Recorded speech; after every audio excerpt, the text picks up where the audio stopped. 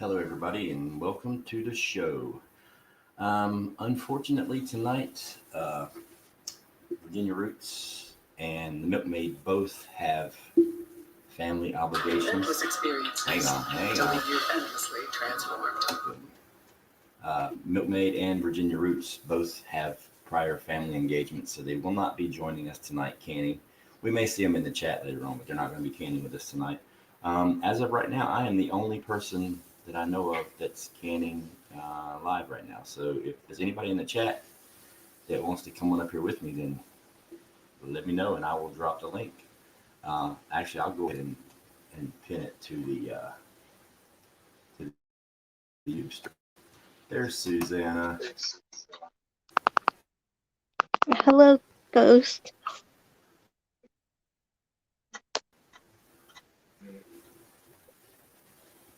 Can you hear me? Yeah, I can hear you. How does my mic sound, everybody? Is it good, bad, clear, low, high? Do I need to change it? Hello, everyone in chat. You're just not matching up, like, when you're speaking. Yeah, I'm like locked up over here. My internet's acting all hinky. How's yours? I don't know, mine is, Wow. Can you hear me okay? Yeah, I can hear you. I was up over here. Let me see if I can't do something to correct this because I straight got booted off the internet a second ago. Now my computer won't even let me get back to StreamYard. I don't know what's going on. Am I still online?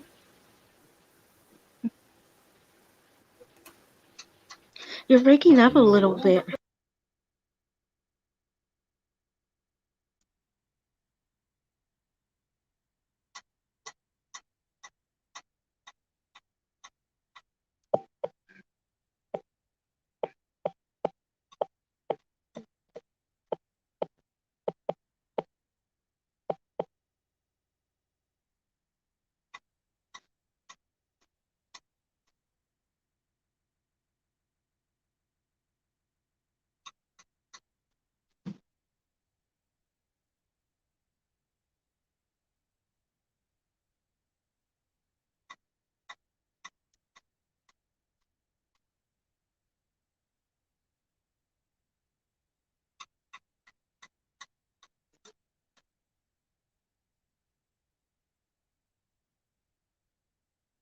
Okay.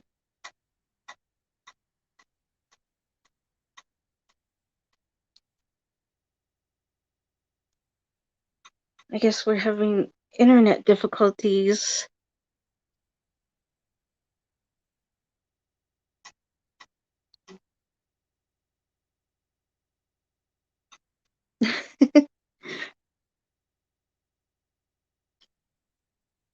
I'm so lost. Okay, this is my first time making grape jelly, so.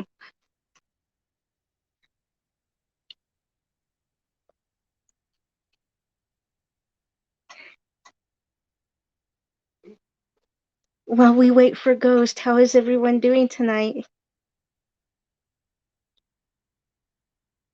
Is anyone in chat canning anything?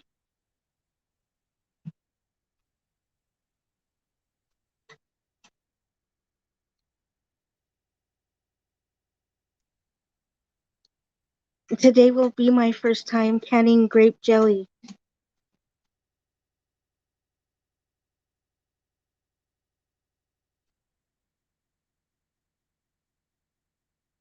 Yay, Sophia!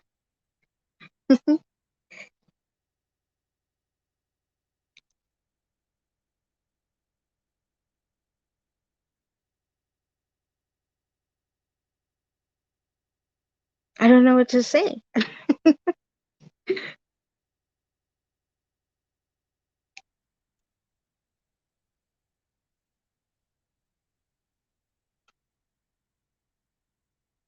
Papaya jam? Dolce de papaya. That sounds really good.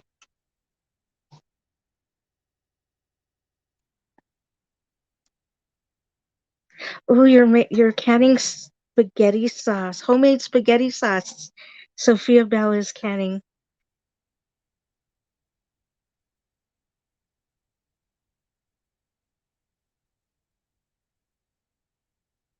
And hello, everyone just coming in.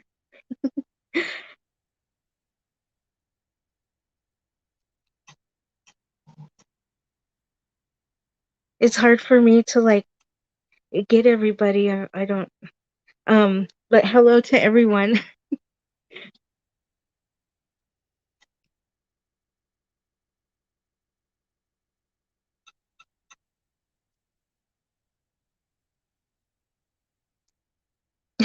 Ghetto prepper, ghetto prepper. Everybody just made his first quesadilla in his toaster.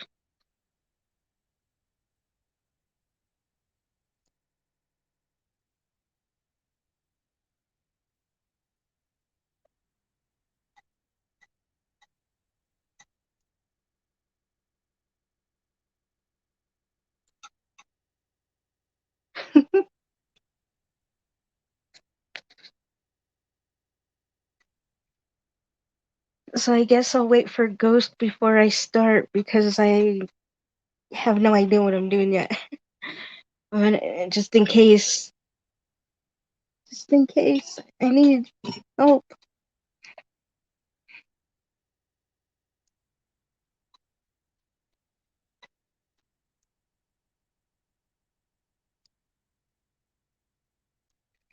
Well, I already have everything measured out, and I'm using the Welch's grape juice with no sugar added, and I have my sugar all measured out, and I have my juice measured out, and my pectin, and I have my stuff to clean the rims of the jars, my vinegar and towels.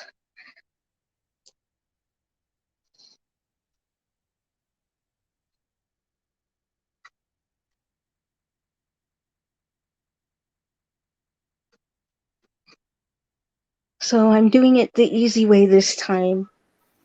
Wow. I just got kicked off the internet. I had to like reboot everything. It just, Well, welcome back, Ghost. I was so lost without you.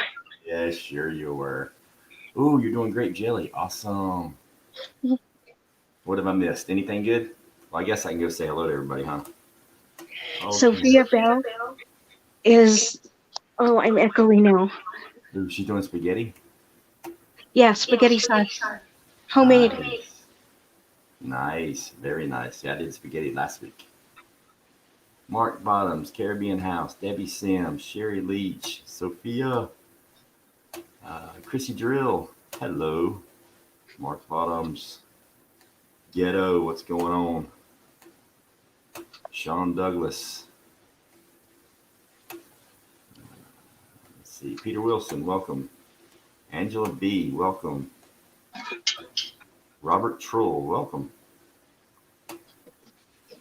Milkmaid, hey, Milkmaid. She made an appearance, you guys. Fish sticks, what's going on? Yeah, Sherry, she needs to come up here with us. Kicking at Homestead. Ooh, she's Kicking at Homestead is doing Italian sausage and hamburgers and turkey next. Are you canning right now, Kicking? If you are, come on up here with us. We got plenty of room. Firefly. Sure do. Is anyone else coming up, Ghost? Pocahontas. I haven't heard back from anyone. I sent out emails, but I haven't heard back from anybody, so it may just be me and you. The best life. Let's see. Is that everybody? Fish sticks, best life, milkmaid, Sophia Bell, Mark Bottoms. Joseph, what's going on? You're canning salsa? Come on up here with us and do it live. All you gotta do is click that button. Or hang on, I gotta post a link. That would probably help, wouldn't it? Yeah, it would. There's a link for anybody that wants to come up here and join us.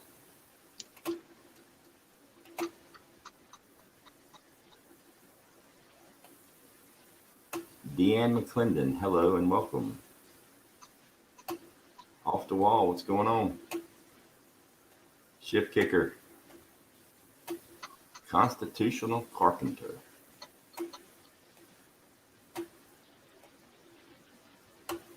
Yeah, sorry for that. Spotted Fawn, welcome from my disappearance a while ago. Joseph, something happened on my computer. It just got really, really slow, and then it just turned off. Legitimately, just it rebooted itself. I mean, usually what I do is I'll shut down and restart my computer every week before I do this show, just in case.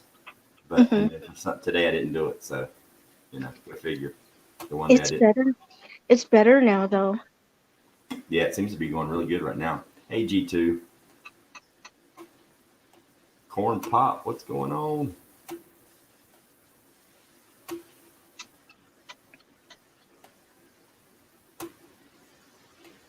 Kicker, man, trying to get to these. Dale S, welcome. I believe I got everybody. Avalanche, what's going on? Farmer Son, what's going on? Little Farm on the Prairie. Ooh, I like that name. That's cool. Welcome. Yeah, so tonight I was struggling trying to decide what I was going to can. I was thinking about, throwing out some chicken or maybe doing another Boston butt or going to get some sausage or some hamburger patties and doing that. And then I opened up my freezer and I started moving some stuff around. And I realized I've got like 40 something pounds of beans in the freezer. So I'm going to be canning beans for a while. I got to empty up my freezer. Yeah, because every time I get to the store, I get like 5 or 6 packs of beans and I just throw them in the freezer. And then, Hmm. yeah, so I opened it up today and I'm pulling them out and I'm like, holy cow, I got like 46 bags. So that's 46. No, two of the bags are 2 pound bags. So 48 pounds of beans. So, yeah, Yep, that's a lot of beans. yeah, a lot of beans. I love lima beans anyway. And I've only got like a case or so put up. So I need to put up some more. So when all else fails, just can some beans. Definitely. But what I'm doing, I'm going to do something different. I don't know if you can see it or not. I've got 3 jars of my homemade bone broth, Hmm. chicken bone broth right there. Yep, That's what I'm gonna can the beans in. So that's gonna be good. yeah, I've done that before, and one of the reasons why I like using broth, whether it's chicken, ham, beef, turkey, rabbit, whatever kind of broth you got. One of the reasons why I love using it in the canning process is because it enables you to not really have to season what you're canning. Like I don't need to do salt or pepper, any of that in the canning process because it was already put in when I made the broth. Plus, the broth's got a nice little flavor anyway. So I just, especially with the beans, I just like to season them with the broth. And then, when it's time to eat them, if you want to, put a little bit of salt or pepper or chow chow, or whatever, that's on you. But I just like doing the broth. It's better than just water. Hmm. Sounds good to me. And it looks But like some grape I jelly. do, Can you tell us about that? I do have one question. Mm-hmm. I was watching some videos and I confused myself because I noticed some people put the pectin in first and other people put the sugar in first, so I'm confused now. I think it really matters. I've always done the pectin first and the sugar last. But I really don't think it matters. I think as long as you do them separately, so they both have time to, absorb into the fluid and spread out evenly, I think it's okay. Okay. But I All always right. do pectin first. I get it to a boil, do the pectin, bring it to a boil, do the sugar, bring it to a boil until you can't stir it away, and then go 1 minute, turn it off, and jar it up. Like making jelly is so fun and so easy. It's almost as fun as doing ghee. I like doing ghee a little bit better because you have to like stay involved the entire time, which you do with jelly too, though. So it is what it is. Wow, we got Okay. in here. Lucky Dames in here. What's going on, Sandwich? Roaming Prepper. What's going on? Yeah. So yeah, what I'm doing, and I'm doing them um, uh, I'm I didn't cook the beans prior, and I didn't soak them prior because they're lima beans, and they actually do pretty good really quick. So I'm gonna do them the way that we did the pintos the last times. I'm just putting them in the jar, adding the Mhm. fluid, canning them. But I'm doing a little bit less than a cup in each quart jar because I want more juice and fluid. I don't just want it full of beans. I want like some liquid in there with it. So I'm backing off on the beans a little bit. So, Yankee Watchdog, what's going on? Yeah, even Laura says do the pectin first and then the sugar. Yeah, that's Okay. the way. Yeah, I've always done it like that, and it goes pretty smooth. So, you know. All right. Thank you, Ghost Oh, you're welcome. And Laura, thank you. and Laura. And last night, when I was turning my stream off, I had two people, because my internet was hinky last night, but two people donated to the channel. I did not get to thank them, so I'm going to thank them right now. One of them was Off the Wall. Thank you very much. I appreciate your donation last night. And the other one was Militant Roots, but I don't see him here yet. So if he pops in, somebody remind me so I can thank him. He he popped in $10 like right when I was saying goodbye, like right when I hit end stream. The super chat popped up. I was like, oh man, I feel like crap, but I figured I'd see him again. So we'll go from there. But yeah, so I'm going to finish. I still got to finish jarring up and doing my stuff. Is anybody in the chat want to come up here and just chit chat for a while and talk to the chat while Susanna and I get busy cooking, or are you guys just going to stare at our butts while we're leaning over the stove making this stuff right? See, Gemma usually pops up here, but I haven't seen her in a couple days. Ghetto, why don't you get up here?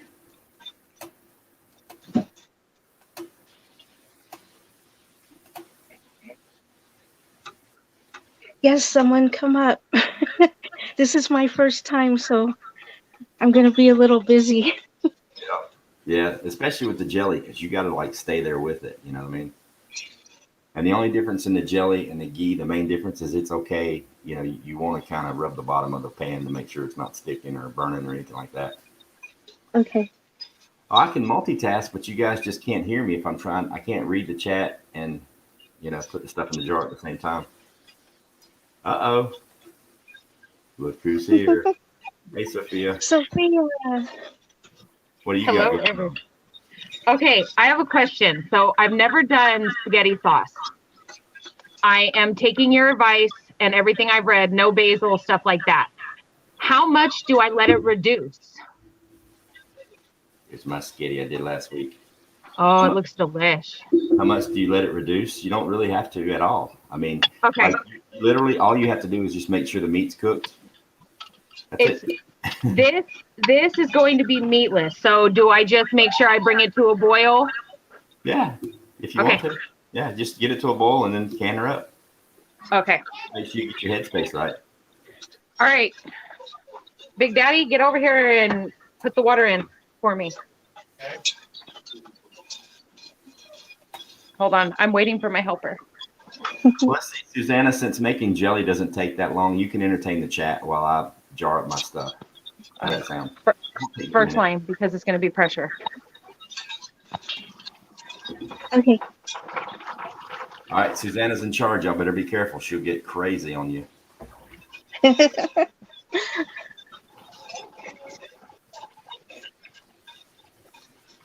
So how is everybody? And hello, everybody new coming in chat.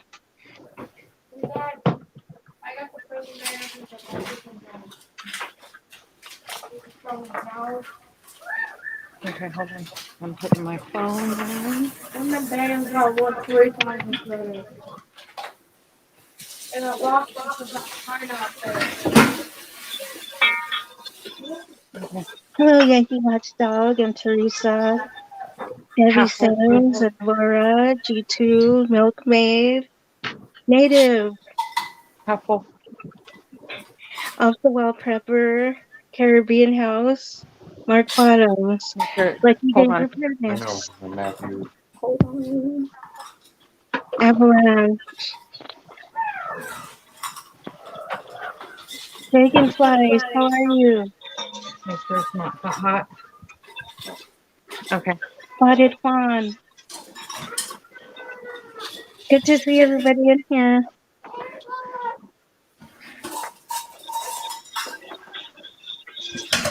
How was your day, Sophia? It is going well, except for trying to figure out how to do the spaghetti sauce. You'll be okay.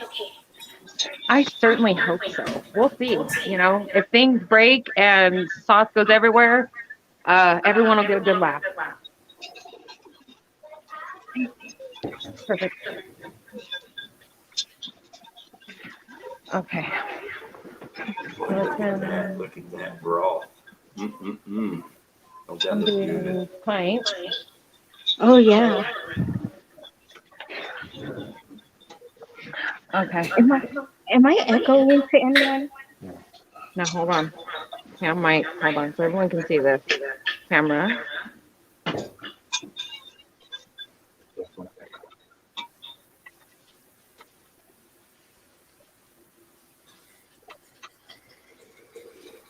Oh, look at that. What kind is that? It is a digital pressure canner. It's electric, so it does pressure and water bath. So Yeah, I heard those are really nice. hold on, I gotta make sure I'm doing this right. I'm still learning, you guys. Okay. Hold on. I'm gonna put this back towards y'all. Okay, so it says that these process 20 minutes.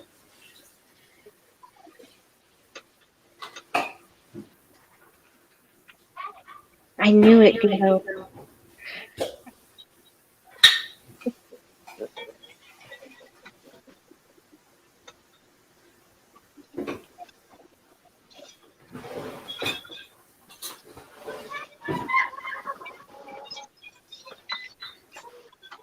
Okay, so now it's telling me to insert my jars. Because it does the sterilization and everything. Last time everyone didn't get to see this.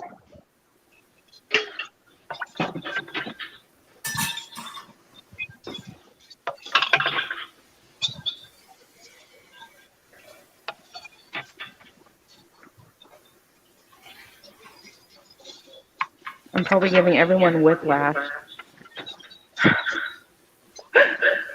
So this is the sterilization process? Yes, so my jars are half full with water. I know, it needs a little more water in that one. Pour it in the center one.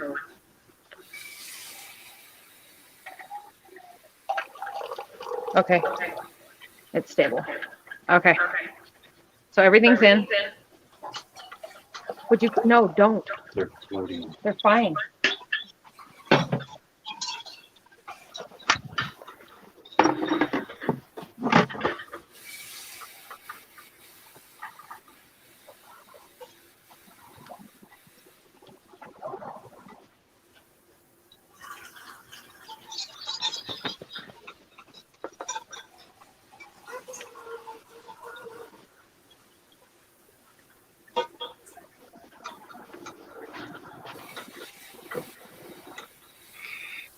You busy, Ghost?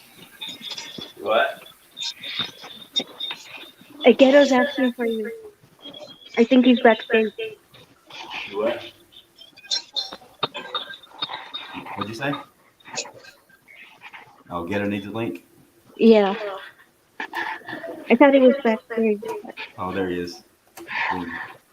What's up, guys? What's going Hey, on? Sophia. Yeah. I think you got YouTube on or something in the background. You're echoing real bad. Am I really? Yeah. It happened once you jumped in. Hold on.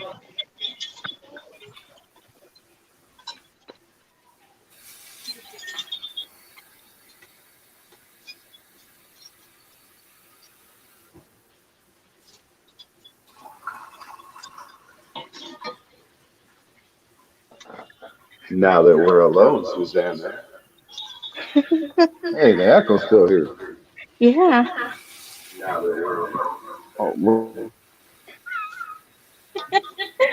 Oh my gosh. Echo, echo, echo. Ghost, you got anything on? No. I don't hear an echo.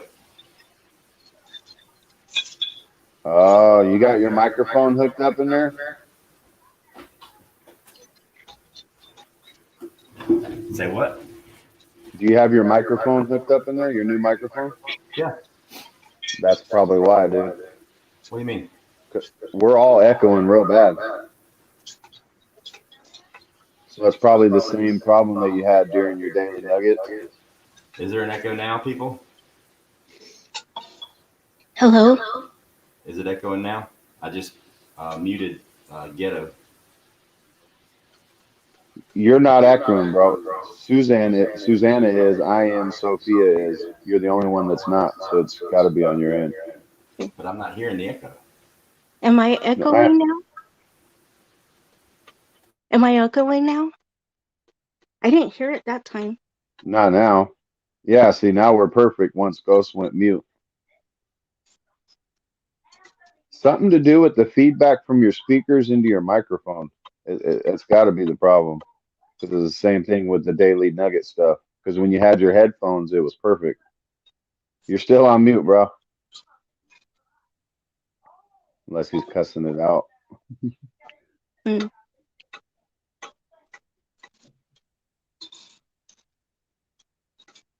I was over here blaming Sophia.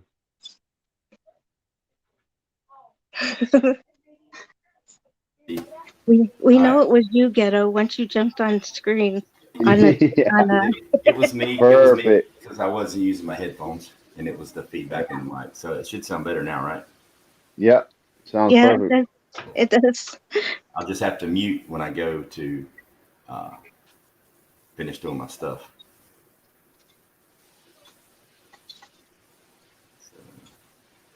I'm almost done. I've got the chicken broth in the beans. I just gotta debubble it and put them in the canner, Okay. and I will be right back. All right.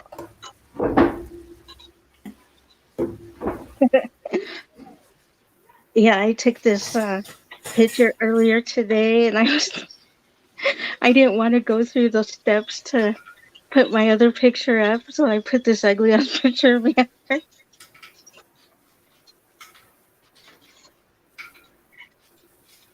My face is all in the camera.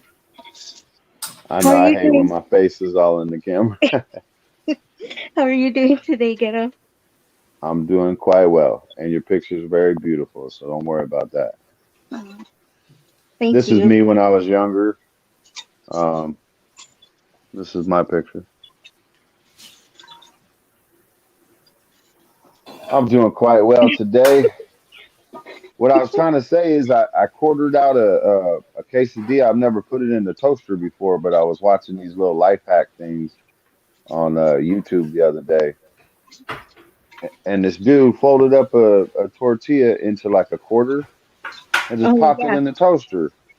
I was like, man, I ain't never even thought of that. Oh, okay. So that's how you did it. Yeah, I'll make one here and I'll make another one here in a little bit. My wifey wants me to make her one, but yeah, it came out perfect too. Because the way you fold it, it's so the cheese doesn't melt out. You know what I mean? So Hmm. you just fold it into a quarter and pop it in the slot. Pretty good. I've seen, yeah, I've seen people fold them like that, but I've never thought about putting it in a toaster. I mean, me neither.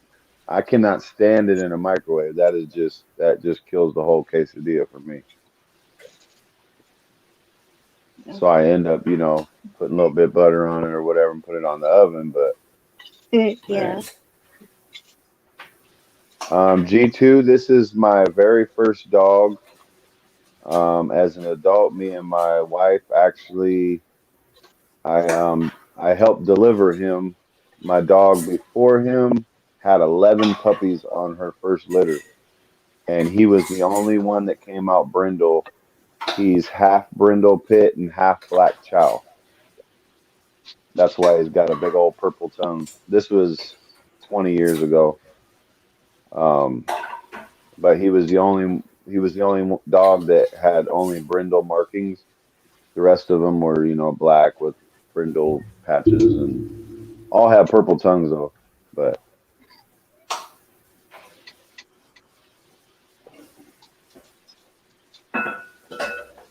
this dude said platypus. Okay. Why are you disrespecting Susanna like that, native? I think she looks very beautiful.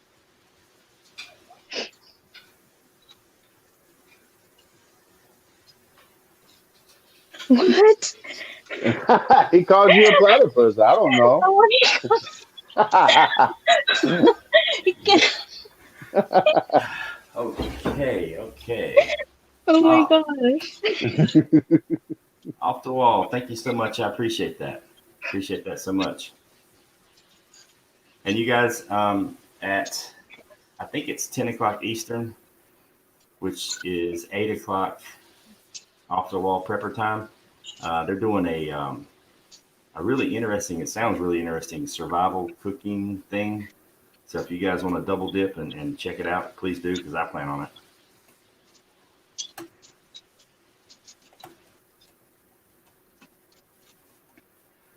So was Ghetto Natives talking? in here. Natives in here disrespecting your panel, man. I'm sure that's what he's doing. He is. Is he stepping on some ghetto toes? Now my toes are fine, man. He's talking mad stuff. Okay, there you go. There you go. Does that look better? Okay, See, making Susanna change her picture and stuff. That's messed up, native. it's 9 o'clock Hurt a Central, lady's you guys. feelings. 9 o'clock Central, and that'll be 10 o'clock Eastern. Okay, yeah. So yeah, 10 o'clock. Okay. Better put that picture back, Susanna. You was very pretty in that picture.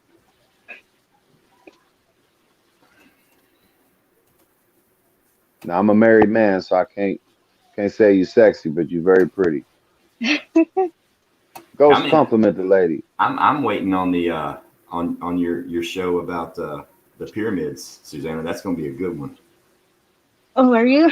Yeah, I didn't. I didn't actually know you like really listen. yeah. Of course I do. I might not always comment in the chat because usually if I make a comment in the chat, then I gotta type for 30 minutes to say hello to everybody because I don't want anybody to get mad at me. So lots of times I'll just listen and watch. I'll be I'm the ghost, man. I just kind of just pay attention. But lots of times I just don't chat. Yeah, I Well, listen thank to you, it while though. I'm working too. If I don't Hmm. make the live, I'll hit it on replay. Because I was actually thinking about reaching out to Native. Good thing he's in the chat right now. Is because that show we did Thursday was awesome. Like the time travel show was killer. So I was thinking about maybe just making Thursday nights our rabbit hole nights, and we'll just go down the rabbit hole, we'll just pick a different topic. And I was actually, before you said anything last night, Susanna, I was actually going to mention talking about the pyramids because that is something that has been bothering me since I was a kid on how they built those things. You know what I mean? It's Yeah, crazy. and they're everywhere around the world. Ghost Prepper says, "Why did you only put beans in the bottom?" What do you mean? I'm just cooking beans. They're lima beans and chicken broth. I'm just canning the beans. And the reason they're in the bottom is because they're dried. I didn't pre-cook them. They'll swell up. They'll swell up, and that jar will be full when it comes out of the canner in an hour and a half. Yeah, because I didn't know what I was going to can until I opened the freezer and I started doing some inventory and I had 48 pounds of beans in the freezer. I'm like, yep, time to can some beans. So I'm going to be canning beans for a while. Man, so well, hold on a second. So where y'all think the pyramids came from? Well, the Because I pyramids want are to all over the hear that. place. They're in No, no, no. Egypt. I mean, I know where they're at. I've always been under the impression that the giants built them, but somebody, I'm just somebody, I mean, you're talking, man, like today, with our technology today, it would kick our ass to yeah, build the pyramids. It would literally yeah. kick our ass to build the pyramids. Sophia, it can be both. It can be chunky. It can be smooth. I mean, like in this sauce here, it's just chunky. I mean, you can see the meat. Um, the tomatoes are in there. Everything's good to go. I mean, it's up to you. I You gotta can, say however you like it. that looks like the meat from Taco Bell, man. No, sir. Hopefully, Hopefully it tastes better than it looks on camera. It's delicious. It's delicious. Sophia, I Delicious. didn't mean to run you off. It was Ghost that was echoing. Come on back, Sophia. Just make sure you're wearing socks and shoes. Nah, it's the Barefoot Cannon Show. Oh hell no, I'm out of here. Yeah, I think What? I'm gonna talk to my members on Monday on the members only live stream and see if we can just go ahead and dedicate Thursday to just jumping in a rabbit hole. Like every Thursday, we'll just do some off the wall crazy stuff. You know, we'll do pyramids, we'll do aliens, we'll do, whatever. As long as it don't get me kicked off YouTube, we'll do it. I was just gonna say that. Won't you get strikes and stuff? Because there's some pretty deep rabbit holes out there, man. Well, the only thing you're really going to get strikes about right now is any kind of medical stuff, and if you go hard on the politics, that's why I try to stay away from both of it. But I Yeah. mean, they can't strike me down for talking about the pyramids or, or aliens or whatever else. I mean, because it's all fiction. It's just, That's what they told us, Sherry. I definitely want to Sorry. do Native. I definitely want to do the parallel universes. I definitely want to do that one. Yeah, I'm there. Dude, I want to Homestead join you Oz. on that one. All right. Homestead Oz. Good day. Parallel universes go with time travel.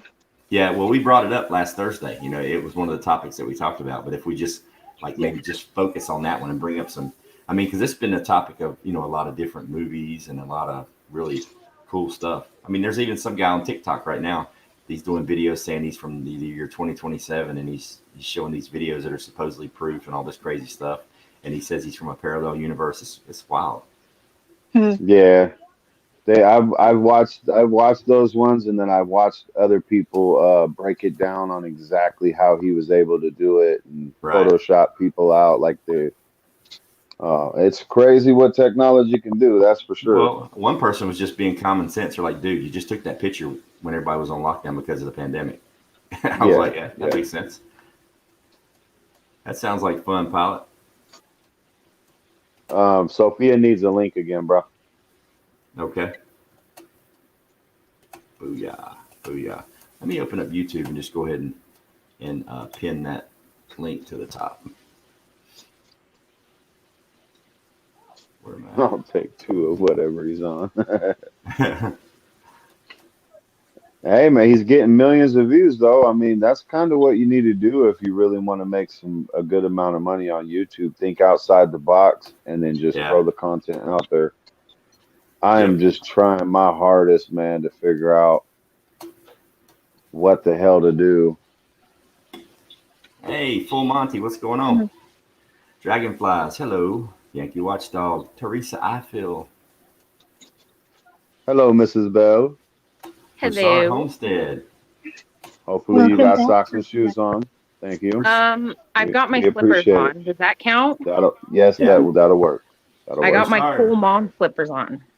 Is it echoing or is it good? It was me. Okay. Welcome, Broussard Homestead. Welcome to the show. I love your channel, by the way. Oh, Homestead down to the is in the nitty-gritty, house. y'all. Yeah. I gotta find some place to put you guys. Hold on. Did that work? No, that doesn't work. Dove J, hello. Let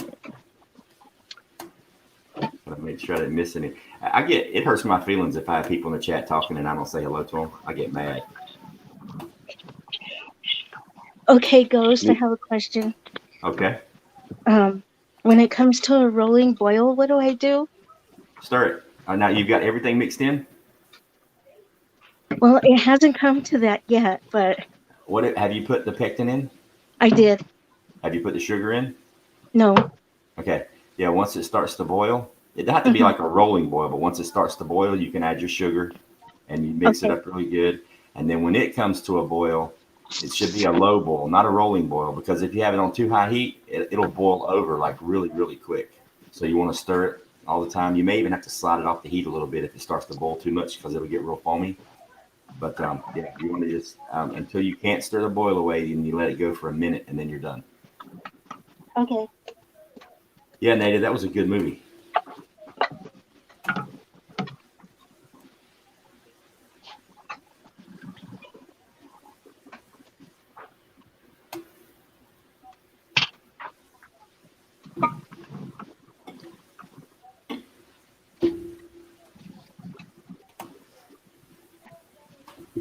I think Sophia threw us in the cupboard.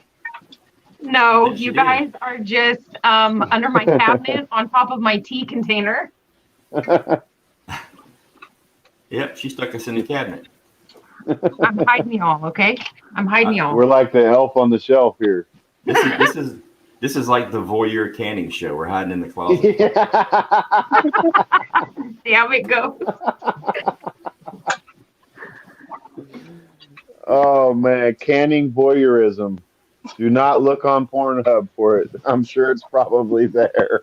You are out of control, ghetto. He's the one that Mitch. said it. Be Mitch. Okay, I didn't say now nothing. you guys up there.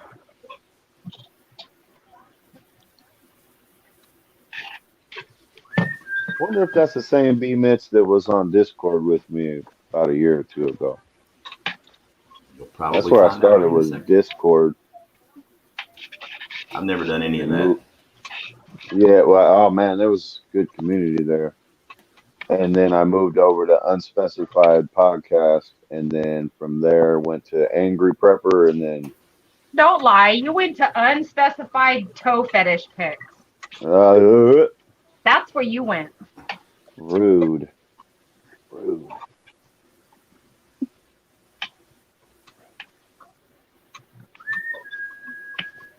Monty, that would take all night for him to answer that question. I We'd have be here a no while. idea, honestly. I got scars all over my head. I'm telling you, I was dropped and thrown and dropped again when I was a kid. Ohio Prepper, what I can is I just can the potatoes, and then when I want to make mashed potatoes, I just dump them into a pot and mash them up with some milk and some butter. Boom, you're good. Yes, you ain't got to go through the process of making mashed potatoes and then trying to can them. I wouldn't do that because it's going to be really hard for. Yeah, I wouldn't try to can mashed potatoes. Just dice them up into like 1-inch cubes and can them that way for 45 minutes. And then you've got, all you got to do is dump them in a bowl, a little bit of milk, a little bit of butter, mash them up, heat them up, and you got mashed potatoes. I do that like probably once a week. I love my potatoes. That was all wrong, Laura. Hey guys, actually, Ghost, anybody want to chime in? I need a good mashed potatoes recipe. I love making mashed potatoes. And I got my own little, milk, butter, sometimes sour cream, stuff like that. But I wonder Sometimes, if anybody's lots got of a good times, one for me. I just like to take I'll make a big old batch of mashed potatoes and I'll just mix in some hamburger meat. Have for dinner. There you go. Okay, I'm on. Canny. Yeah. Canny Yeah. duty. Why, honey? Oh, unmuted. Yeah, honey. No, you're not. Wow. Mustache. You're not muted. That's all I Please have. don't talk about how ugly her feet is. Mustache. Or I actually Yeah, have Watch some, it. Watch it. This is or really I actually hot. have something else to say. What? What? Drifting is like art. Your car is the paintbrush. The road is the canvas. Yeah, Avalanche. Y'all Okay. correct me if I'm wrong. We just did potatoes, and I think potatoes is 45 minutes, right? 50 minutes, 45 minutes. All right, here we go. Hey, Ooh, nutmeg. I've never thought of nutmeg. But they're not mashed. All right, they're just diced up potatoes in water because you want to have some fluid in there with it. It's just diced up potatoes in water, and then you mash them when you're ready to eat. But that does sound like a good recipe: garlic and black pepper. Baby man, you're gonna go. You know I what do would the probably garlic. be good? You know what would probably be good is a packet of that French onion seasoning or the ranch dip seasoning. If you just sprinkle that over the mashed potatoes. Oh yeah, Watch Death Note. It's an anime. Okay, You- William. my family loves that ranch dressing seasoning. Mm-hmm. Ooh, I'm gonna Just, have to try just that. sprinkle that over there and stir it up. Baby man, And G2, I agree on the real butter. I do the real butter. Dubs. You're not going to be super loud. I'm on live, huh? Okay. Mustache. Okay, Ghost, I put all the sugar in. Shave it for All right. later. You just stir it up real good, and then let it slowly come to a boil. And when you can't stir the bubbles away, time it for 1 minute, and then take it off the heat, Okay. and then you're done. But you got to watch it real close when it starts boiling, because it'll during that 1 minute. You can't stir the boil away during that 1 minute. If you have the heat too high, it'll bubble over real quick. So you want to really pay close attention to it. You may have to slide it off the heat or turn it down a little bit or whatever you need to do to keep all the juice in the pot. Otherwise, it'll be all over the top of your stove. Okay, got it. Mm-hmm. Thank you. So I got No problem. I got a funny question there, Ghost. Yeah. Could you can tater tots? Why? I don't know, man. I'm just curious. I mean, I doubt it. I mean, I guess you could. I don't know what they So I don't taste have like to when keep you're them in the done. freezer.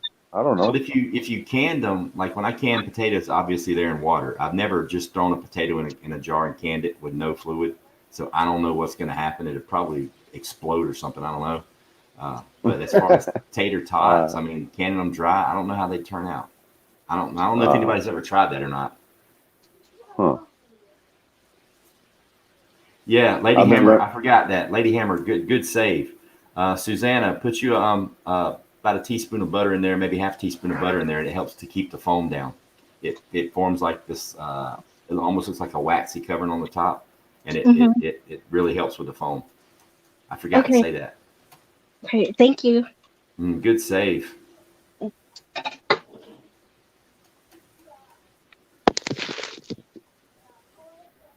Really good save, Lady Hammer. Yeah, I know we can dehydrate them. We've actually been, me and my wife's been learning how to make homemade tater tots, and I'm just Yeah. trying to figure out a way to.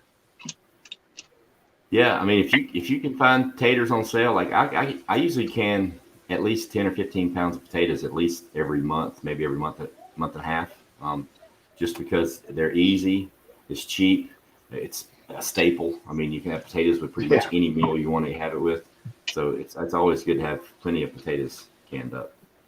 Oh yeah. Shoot, my son probably wouldn't even be here without potatoes. I know, right? When my wife was pregnant with him, man, that was one of the main things we had for food. And yeah, we had fried potatoes, mashed potatoes, baked potatoes. We were sick of potatoes. But you can Mm-hmm. actually never get sick of potatoes. That's a good thing about them too. Yeah, Excuse me, boys. garlic and chive mashed potatoes. Hey, buddy. I'll just have to delete it. Oh, wrong way. Do you want to put a manga off again tonight, or was it fun? Okay. Okay. Okay. This is how you keep your kids away from devices. You give them actual real toys. Mm. I can't put. Hold on a second, because I don't want to put you guys on camera. Good thing you got them. Good thing you got socks on. We don't want to see them wrinkled up toes. I'll be on camera. Man, I wouldn't want to. I wouldn't want to terrify anybody. But watch out, little man. Thank you, sir. And be careful right there, because Mama Bear walks in there and steps on a Lego or something. She's gonna whoop some butt.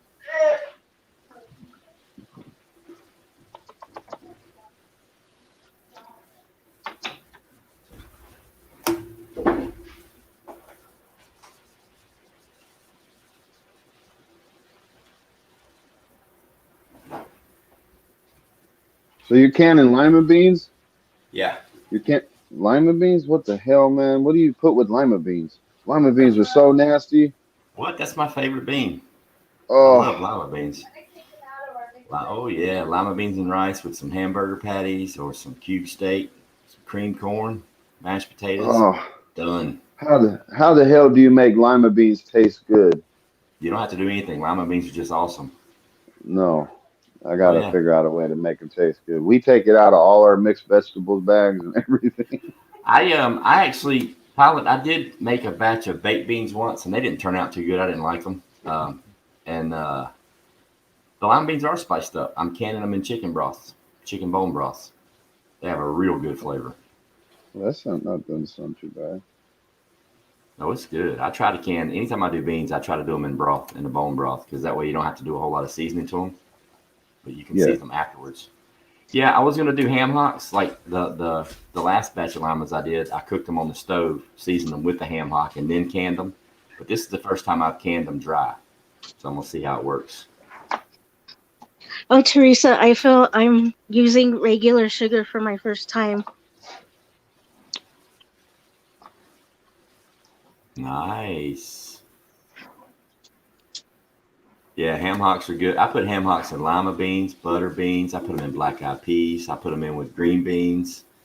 You can't go wrong with ham hock. I put them in collard greens. Oh, look at there.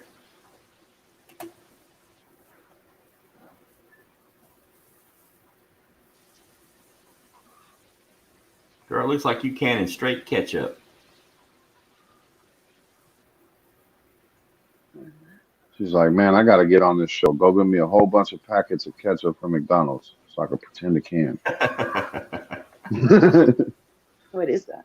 Tomato sauce? Then that's a cool little doodad there too. Yeah, it's a magnet.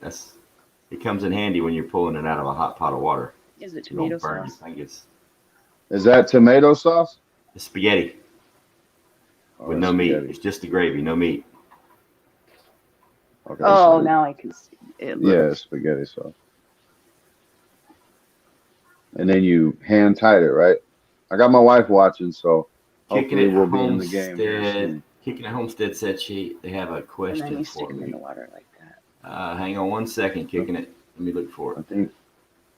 I think this process she's going from here into the pot. Right, Ghost? Yeah. That's me, ranch seasoning on taters, Kicking it. Is that what you're talking about? I don't see a question, Kicking it. How long ago was it? Well, we had that towel holder. Yeah.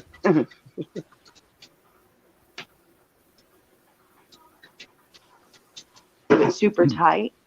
Or No, you just do a hand tight. Kicking it Homestead. I rolled all the way up to I'll roll all the way back as far as I can go, and I don't see a question from you. Don't fill the jar all the way up. No, Susie D, I've never done oven canning before. I either cook it and pressure can it, water bath, or I vacuum No, seal. he's talking to the chat right now, but I'll ask him when he's done talking to the chat. Yeah, Kicking it Homestead. How long ago did you ask a question? Because I can't find it.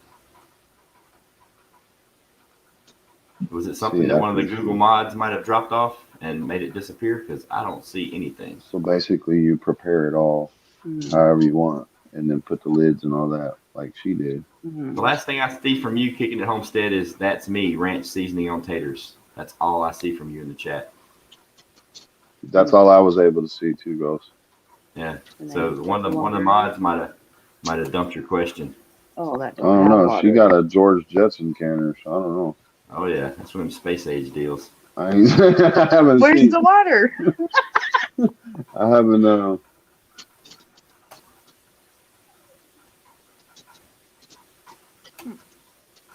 Yeah, Kicking it Homestead. If you're still here, you probably have to redo the question because it's not on the chat anywhere.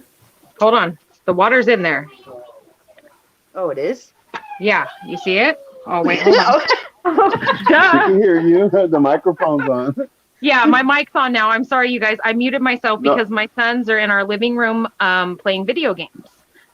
Okay. Well, I didn't think she could hear my me. wife was surprised you could hear her because she's sharing my iPod, my earbuds with me. So she was Okay. surprised you heard her. So the water is there. I know that it's hard to see, but the water is there. I Oh, can see it. okay. Okay. Now I Yeah. see it. Sorry, Okay. guys. No, you're fine. Okay, so now, So you hold don't on, I'm getting this over. because it needs to get locked and loaded and ready to go. Okay, so fill jars is done. So, oh wait, I shouldn't have done that. So I could show them this part.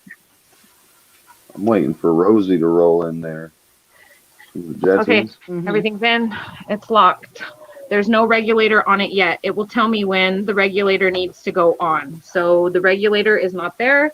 The regulator is right here. Okay, it says fill jars. The water Big is staying at a screen, please, constant. The water is staying at a constant temperature.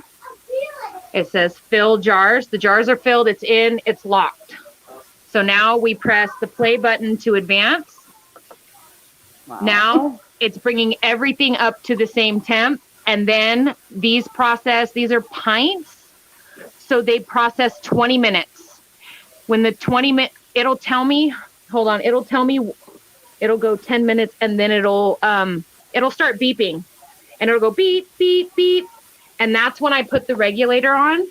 And I know it's hard to see, but it says can here, vent here, can here, vent here, can here. We're not going to be venting. We're going to be canning. So once I stick that regulator on, that little arrow has to go to the can. I'll show you guys when it's time. G2 wants to know what brand canner is that. Oh, Presto, precise. Oh wow, Presto. That's fancy. Yeah. Everybody else got canners from like 1800 and shit. This one's from at least this decade. yeah. I am so dead. One of the biggest reasons I got that one was, number one, like I give like Milkmaid, I give Roots, I give all y'all with those canners props, because like knowing my luck, I'd make my kitchen explode or something. Nah. Mountain Grandma. Hello. This is just for me very simple, especially when I've got 3 kids running around making noise. Your dad said you gotta be home at 6:30. He'll be here to pick you up at G- 6:30. G2, it was a Presto Precise. Yeah. Presto Precise. I Presto appreciate it. Precise digital electric pressure canner. It is a 12 quart. I believe the model number is 02144.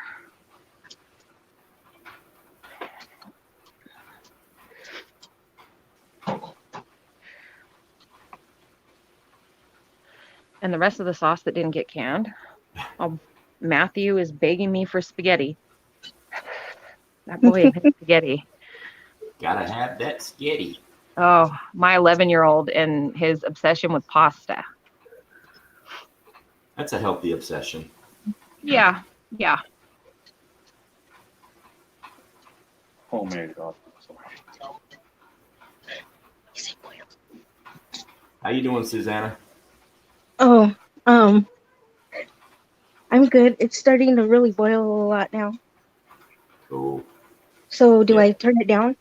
Now, have you been stirring it? Yeah. Now, do the bubbles go away when you stir it? No. Okay, yeah, you want to let it roll for a minute and then turn the heat off, and you're good. Okay. Dragonflies, the spices that I put in that tomato sauce, I didn't add all the spices I normally do because Ghost forewarned me a couple weeks ago about basil. So I went by several different, I looked at the ball canning. The only spices that are in that are salt, pepper, oregano, parsley, garlic. So then when I go to use it, I will then add basil and sausage or meat or whatever I want to it at the time. But to can it, I just put oregano and parsley, salt, pepper. And I did put 3 bay leaves in, but I removed them before canning. Cool. Should turn out fine. Sounds good. Yankee said keep stirring in caps lock, so I think he was talking to It Susanna. burnt my hand. Yeah, so. you want to stir it the entire time for that minute, Susanna, while it's boiling. Make sure you're constantly it's off. stirring it. Okay, cool. It's off now. It's been a minute. Yeah. I just want to make sure I'm doing it right. Yeah. Just and then jar it up, and because it's gonna start getting thick like really quick. Like before you get it all jarred up, it'll already start getting real thick like syrup, and yeah, it gets thick really quick. Susie D, I've seen people can with basil. For my palate, like it gets really intense, and the canning process when you pressure canning stuff, any kind of seasonings that you put in there get amplified. So and basil for me it's like for some people it might not bother them to can with basil, but just for me it kind of throws the taste off a little bit. So I do can with basil, but it's just a really, really little bit. It's like a tenth of what maybe the recipe calls for. But there's other things like I think sage you don't want to can with at all.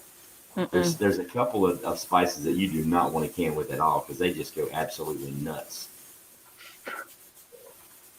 Dragonflies, I have heard that you can use one of the Instapot Maxes for pressure canning.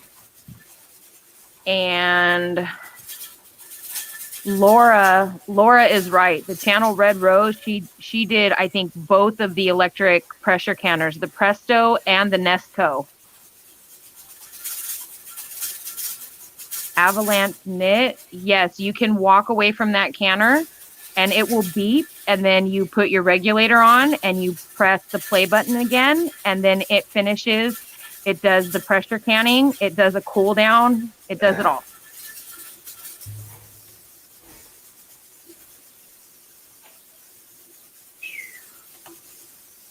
$280 for that canner. That's not too bad. Yeah, the link that I threw for eBay was around that price as well. But that'd be the. Thank you, by the way, Sophia, because that's the type of canner I'm going to get me and my wife. Is a digital one. I love it. And I know that some people don't like electric canners, but I will say, like, if I pulled out everything I've canned and showed you guys, like, it works. It works. Everything has sealed. I've never had nothing unseal. I've always had every single lid pop, everything secure. So, I mean, it hasn't failed me yet, knock on wood. So is that what an Instapot pressure canner is? I mean, is that an Instapot or not? I know the Instapot. I've never used it for pressure canning, but somebody said the Instapot Max you can can with that one. I've never done it. Okay. So that's different than the one you got, Sophia? It's not an Instapot, right? Yeah. No, this is strictly a canner, and it does water bath canning too. So it does the pressure canning and water bath. I've made preserves, jams. I've done applesauce. I have done apple butter. I've done chicken bone broth. I've done 30 pounds of potatoes. I've done 6 pounds of yams. I've done butternut squash.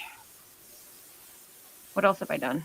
I think that about covers it. Plum jam, blueberry jam, peach bourbon preserves, strawberry jam. Yep.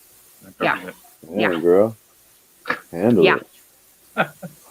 Like, seriously, Ghetto, like, when you guys get it, you're going to get obsessed. Like, I'm constantly like, That's what I'm worried about. I can't afford the jars and lids. Ghetto, and I've stocked up on lids, and if you need lids, I will send you a few packages. Truly. Well, they have them at the stores around me, but I've noticed that they're all off-brand. They're not Ball. They're not. I mean, I've been looking. Once I started getting, even before I was watching Ghost Canner stuff, I was looking into that being one of my preps and starting on it. But everything is basically, it's all off-brand to Ball.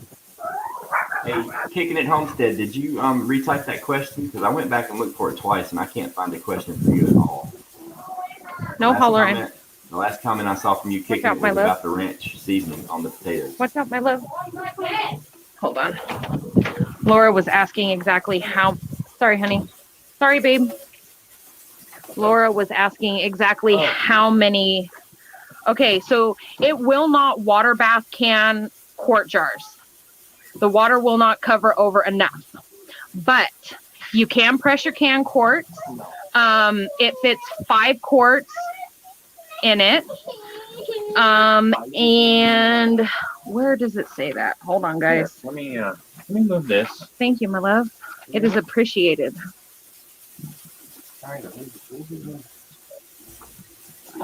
So it holds 10 half pints, 8 pints, and 5 quarts.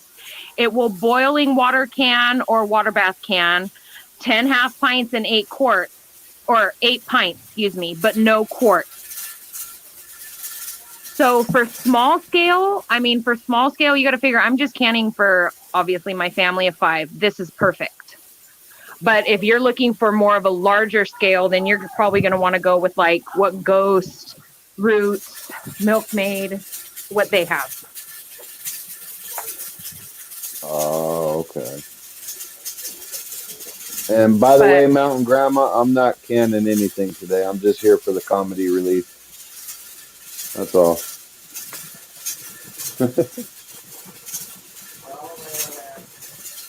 Okay, so right now, hold on, I'm going to turn this around for y'all. Whoops. Camera. So right now, it's venting. It's going to vent for 10 minutes, and then I will put the regulator on. It'll start beeping at me. That quick? Yeah. Oh. So right now it's venting. I'll put the regulator on to the can position, and it'll can 20 minutes, and then it'll do a whole cool down process. And once the cool down process is done, then you're good to go. You can either take your jars out right then, but I like to open the lid and let them sit there for like another 5 minutes before I pull them, just to make sure that there's not a huge like temperature change quickly, if that makes sense. Mountain Grandma wants to know if you hook that thing up to solar to see how much it pulls. I do not. I would imagine it would pull quite a lot, because pretty much anything that produces heat. I do not have any solar at my house. My house is all electric, and I probably should have solar, but I do have a generator and a power bank. After this gets done canning, I will plug it in to our power bank and see how much it will pull from our power bank. Was it like an inverter, like a solar type inverter, or what? Your power bank. Hold on. I'm kind of curious on that too, because I have a Duracell inverter. Oh, I saw the Duracells. Hold on. I need to ask the husband where he put it. Yes. Where's the power bank? Oh.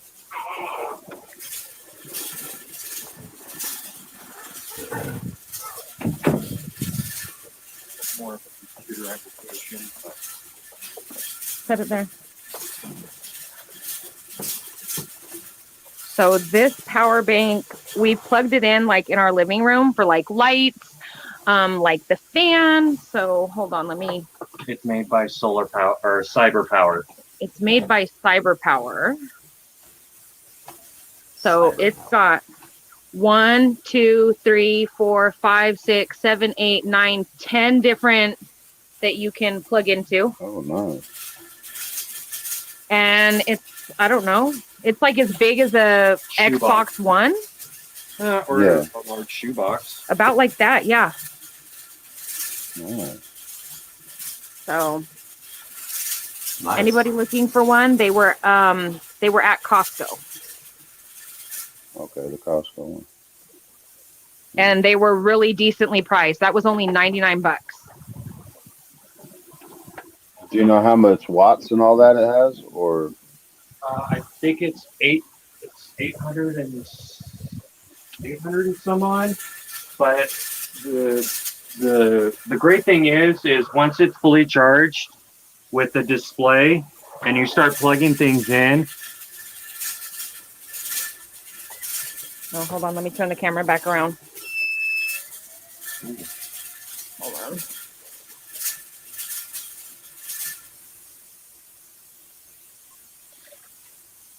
Once you start plugging things in and start running them, it will start telling you how much time it has left in minutes. Sweet. Nice. 2 USB ports on the front. And then the 10 plugs in the back. Yep. It is a lead acid battery that's in it, so. I will, though, Ghetto, when I see you in like another stream or live tonight, I do have all the information on it. I sent it to like my grandpa. So I will get you all that information as far as wattage and all of that. Right on. I appreciate it. The one I have right here, I mean, you're on big screen, but I don't, yeah, you probably can't see mine. Um, switch me back around if you're there, Ghost, please. Or at least put it on small screen. Because Sophia's got a really big booger hanging out her nose, and I don't think your That's- guests want to see it. That's not a booger. That's not a booger. That's a nose ring. More. No, so this Duracell that I have, it's the same one that Alaska Preppers got. Oh yeah. This actually runs my chest freezer for 8.5 hours. That's a good deal. Yeah, it was able to. And it does pretty much the same. It'll keep as soon as you plug it in, it'll let you know. I mean, it's just the inverter. I'm not intelligent enough to tell you guys all the information on it, but it does what it does, or it does what it's supposed to, anyways. Yeah, I love my my solar generator, my energy. Okay. Hold on. I got the Energy Apex, and it's Serafina, awesome. behave, darling. Nice. Yeah, with this one you can add another battery to it. You can charge it up with your car. You can charge it up solar. You can charge it up at the wall. Yeah. And then this is several times. Yeah, and this is the chest freezer that it runs. It ran it for 8.5 hours. Yeah, that's all the stuff it'll do. Bigger size one. Okay. I got mine when I was in Florida for air conditioners. Can you go out, please? I got a 5,000 BTU wall unit that my solar generator will power it for about 4 hours. Just keep that. Keep that handy. Watch out, love. If I hook all 5 solar panels during the daytime, it'll run it wide open, nonstop, and it won't discharge anything from the Not in the sink. Sweet. You don't put your stuffies in the sink. I've never canned just tomato sauce, Teresa. I just never canned tomato sauce. I do spaghetti and there's meat in it, so I go for an hour and a half and it's pressure canned. I don't know if it's just me, Ghost, but I think your sound kind of went down. My sound went down? Yeah, it seems like it, unless Sophia's went up, but it might just be me. No, it might be me because all my kids, hold on, I'm going to step outside because I have 3 minutes until, sorry, my kids are being extremely loud.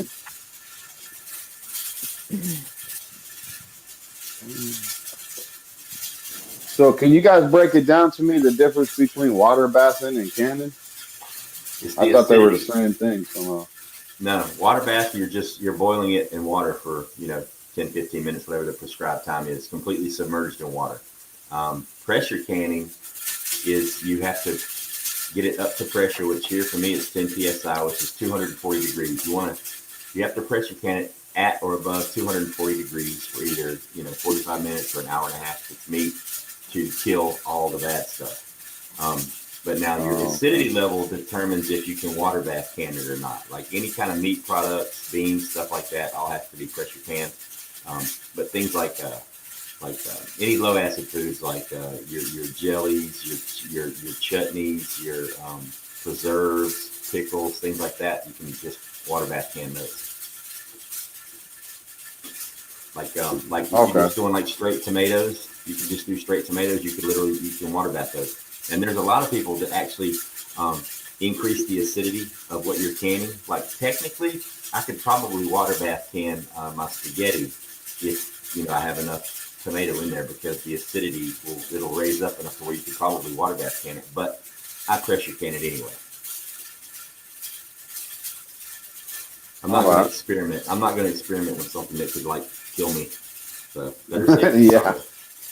Yeah, no, I agree. So with spaghetti sauce, guys, my wife, because I don't eat much spaghetti just because of the acidic stuff. I got some nasty reflux. But she uses sugar. Is there any other way to bring the acid levels down?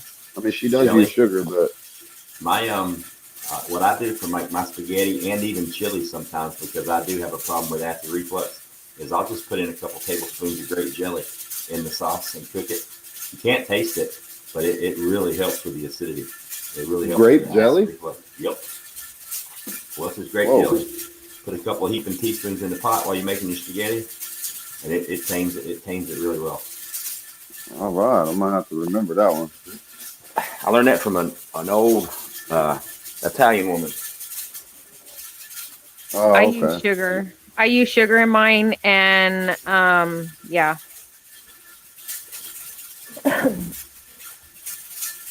But also, one thing I've noticed is the more you cook spaghetti sauce on your stovetop, the higher and more concentrated the acidity gets. So if your wife adds tomato paste, don't add tomato paste. Add sugar, add her tomato sauce, her crushed tomatoes, whatever. But Yeah. if she omits paste, and if she adds water to hers, if she adds like some beef bone broth or even chicken bone broth instead of water with the sugar, it will bring down the acidity. That's one thing I've learned. I have terrible acid reflux, and spaghetti sauce can be really bad. Mm-hmm. Huh. All right, I'm gonna write that down. Thank you, guys. I appreciate it. Yeah, I just do the 'Cause grape we jelly. have- It seems to work. We have less spaghetti nights the older I get, and my wife hates that because that's an easy dinner night. Oh, spaghetti's a staple in this house.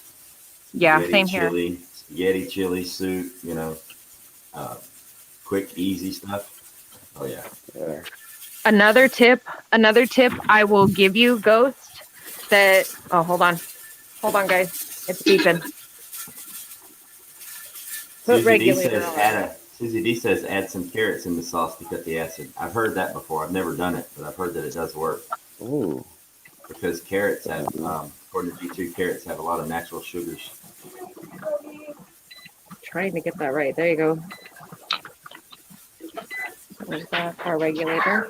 But I have actually seen spaghetti sauce. Somebody make spaghetti sauce, and you know the carrots. They would take it and they would shave the carrots over a cheese grater, and add that to the sauce. And I mean, it looked good. I've never had it. Huh. All right, 20 minutes. Regulators Well, on. maybe-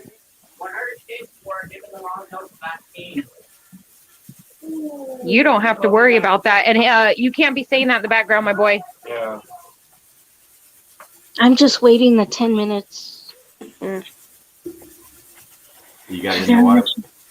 Yeah, they're in the kitchen. Yeah. Oh, sweet. Could you tell it was thickening up when you were putting it in the jars? I did. Yeah. It I don't made a take mess. long. Yeah. That's the one thing about jelly. It's messy. Like the first time I made it on my countertops when I lived in Florida, and they were all white.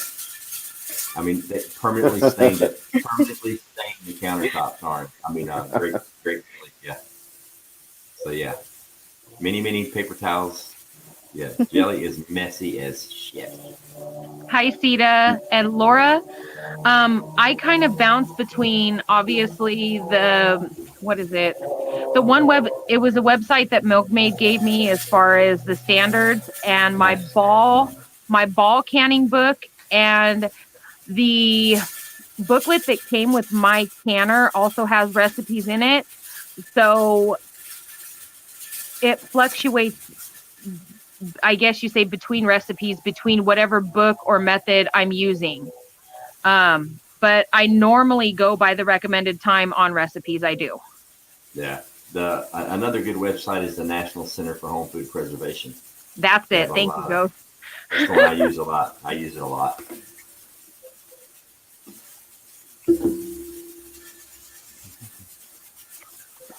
Susanna, are you using the lids or the wax, or you just doing it? How you doing your jelly? Well, right now I'm using the lids. I decided to wait for the wax until I figure this all out first. Oh, okay.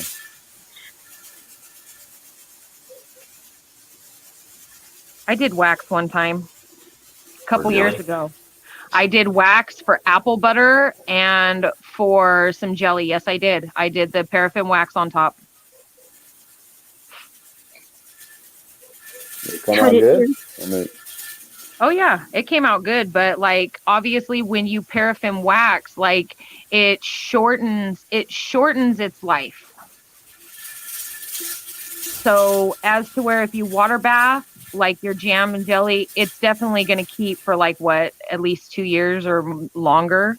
Oh, I'm eating, at least 2. I Yeah. went 3 on some of mine before I ran out. But I think paraffin wax, my mom always went by the method of once you paraffin wax, it needs to be used within 6 to 8 months. Aha. I've got to go walk, buddy. I'll be right back. Go ahead, go.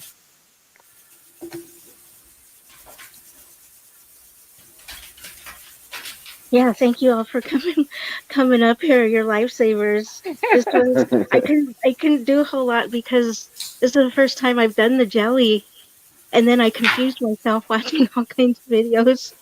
Yeah. I did that between reading all the different recipes first, and the methods of canning the spaghetti sauce, and that's why like I almost didn't come tonight because I was, it was a wonky afternoon. Yeah.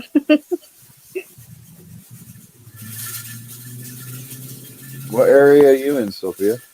I am in Southern California. I am in Oh, that's what's wrong with you. Okay, I figured Riverside that County. out now. Riverside County in Southern California. For real? Yeah, for real. My dad's in the same county. Hello, Catskill. Not too far.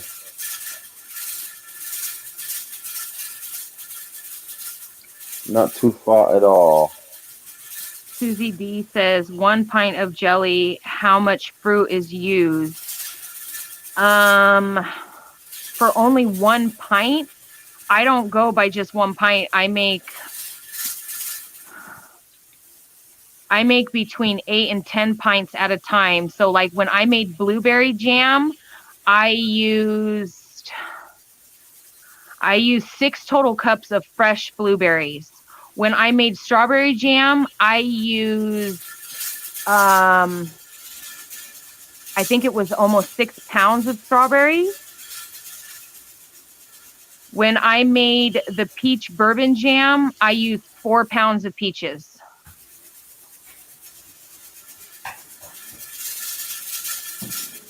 And when I made plum jam, I did 4 pounds of plums as well. I hope that answers your question.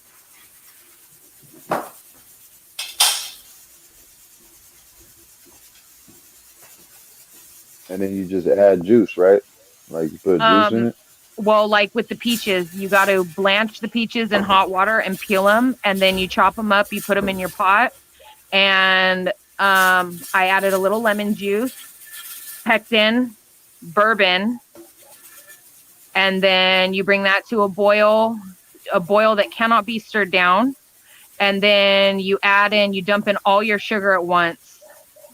And then once that comes back up to a boil, you boil it again another minute, and then you immediately fill it into the hot jars. Oh, okay. Ghost, what were you talking about with the juice then? Oh, sorry, Sophia. No. Go ahead. Do what? So she's talking about how she made her jams and jellies, and I asked her, "Did you add a bunch of juice to it?" And she said she didn't. So what did you mean by adding juice? Because you said No. you can make jelly with just like a thing of white grape juice, right? Yeah. If you're going to use 100% juice, you have to use pectin. If you're using fresh fruit, you don't. Like if you like my blueberry, my strawberry, all that, I didn't use any pectin. I just used fresh fruit, mashed it up, did the sugar, made the jelly. But if you're using juice, oh, okay, like Welch's grape juice, like I used to make mine, you have to add pectin. Okay. Didn't you say you added pectin to your fresh fruit stuff, Sophia? I did. Some people do. Yeah, some people do. With the peach, because of the addition of the bourbon, it is an added liquid. So even though even though it was thinner, like I wanted to make sure that I got a nice set on it. And I did 2 batches of peach bourbon. And the first batch, it took, even with pectin, it took, I want to say like maybe 10 days to fully set. Yeah, because I think, and I'm not positive on this, but I think most of the pectin in the fruit is in the skin. So if you're jellying something and you peel it, then you've lost most of the natural pectin. But like things like blueberries and strawberries, you know, and you're using the entire part of the fruit, so you've got quite a bit of pectin in there with it. But like when I did my peach preserves, I peeled those, so I added some pectin. Not much, but I added some, and they hardened up pretty quick. Okay. Well, I know I could look it up, but so what is pectin? I mean, I know it's like a powder stuff, but what is pectin? It's like when you get it at the store, it'll be in a powder, yeah. But it's part of it's a natural, not enzyme, or like, is it a sugar? It's part of the fruit. It's just what naturally makes it jelly up and get hard when you make jelly. But if you don't have the skin, it's for the consistency then. Yeah, it's what makes it get hard. And all that. Yeah, if you don't have pectin in there, it's not going to get hard. It's just going to stay juice. It'll be like really, really sweet juice. You know what I mean? Okay. Well, sorry for the dumb questions. I'm just trying to. The pectin is like gelatin in Jello. You know, if you don't have gelatin, it's just going to be. Okay. See, that's what I was thinking. Yeah, that's what I was thinking it was, but I didn't want to just assume. And my wife will be happy to know that all I need is pectin to get hard. Sorry, guys. I couldn't resist. Hey, Sita. Pectin and peach. Is that it? Baby, we need to get a whole bunch of pectin. What? Pectin. What's that? I'll tell you later. Of course, my kids were in the kitchen helping her. I couldn't further my joke. I just walked right on past. No, my phone is dying. Kiddo says all he needs is pectin to get hard. I can't deal with it at all. Better get himself plug into a little power bank real quick. The little portable. Yeah. I haven't shown this T-shirt yet today. Okay. Let's see it. Waterboarding baptized. Yes. Look at Ghost with his cool shirts. I've got a lot of cool shirts, but they're all black. I got some I can't even show in here. I'll get shut down. Like for real. I got some that are just ruthless. So does my husband. What? So does my husband. Ruthless shirts. Yeah. Ruthless patriotic shirts. Yeah. Grudge Style Warrior 12. I got some ruthless ones. Oh, Crooked Toes left. Ghetto Pepper. Cricket Toes. Twinkle Toes. I love calling him Twinkle Toes. Hold on. He popped off. He lost connection or his wife bashed him over the head. Something. Probably all the above. Uh-oh, Susanna. What you got? What you got? Look at her. Looks just like mine. Oh, Susanna is gorgeous. Oh my goodness. That is beautiful. Got some jelly going on. Like my favorite jelly that I did was blueberry. I took fresh blueberries and a whole bunch of jalapeno peppers, and I made blueberry jalapeno jelly. I call it Blue Banero. It is so good. Oh. It goes perfect on a sausage biscuit. Oh, it's got just the right kick. That sounds so good. It is good.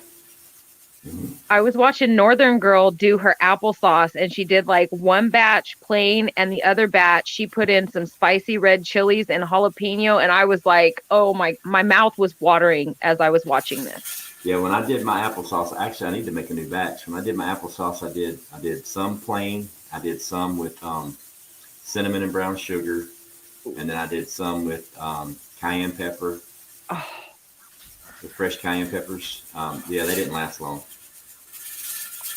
I didn't know if I was going to like it or not. So I only made like 2 jars of the cayenne, and they were gone. Like within 2 days, they were gone.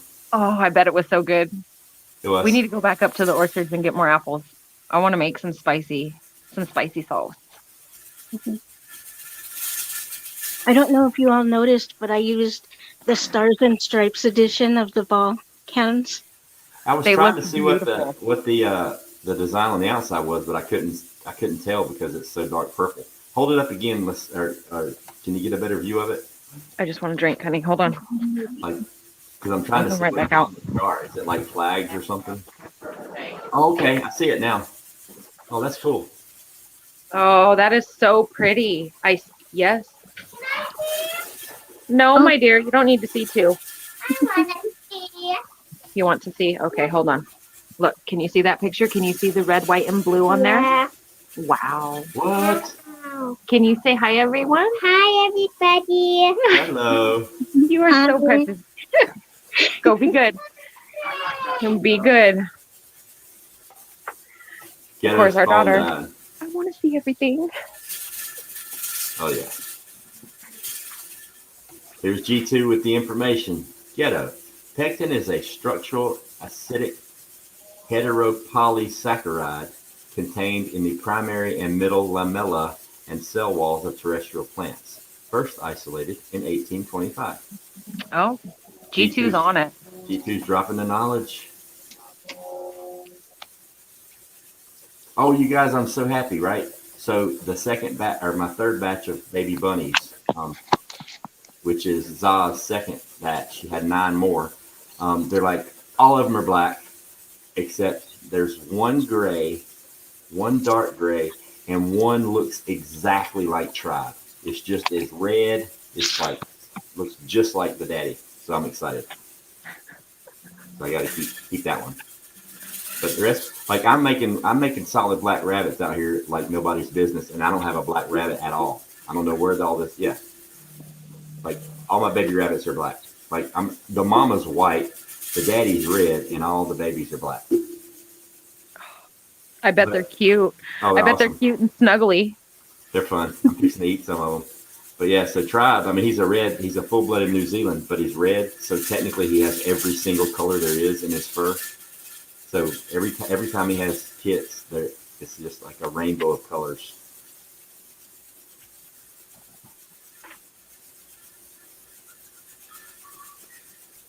Ghost just popping out those bunnies now. I got 30 of them in the backyard. I'm gonna start calling you Mr. McGregor Ghost. I know. I'm fixing to start harvesting some bunnies. Mhm. I'm fixing to start canning some Hassenpfeffer.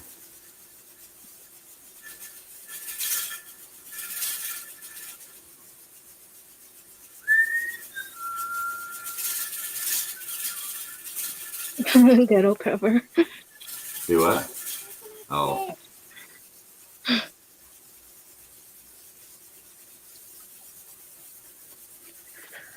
So what you got left, Sophia? Yours is finished, or yours is still in the canner? Mine. Come in. No, that stays outside. That stays outside. You can't be taking my patriotic stuff off the back patio. Mine still has 11 minutes, and then it's cool down, and then it'll be done. Nice. What do you want for dinner? Pizza. Pasta. No. Burgers. We just had burgers. Pizza. Pizza. Burger. Pizza. Okay, no, go. Pizza. Yeah, I've still got an hour. Pizza at the door. I'll be back in a minute. Sherry Leach, thank you. Buy chicken, save a bunny.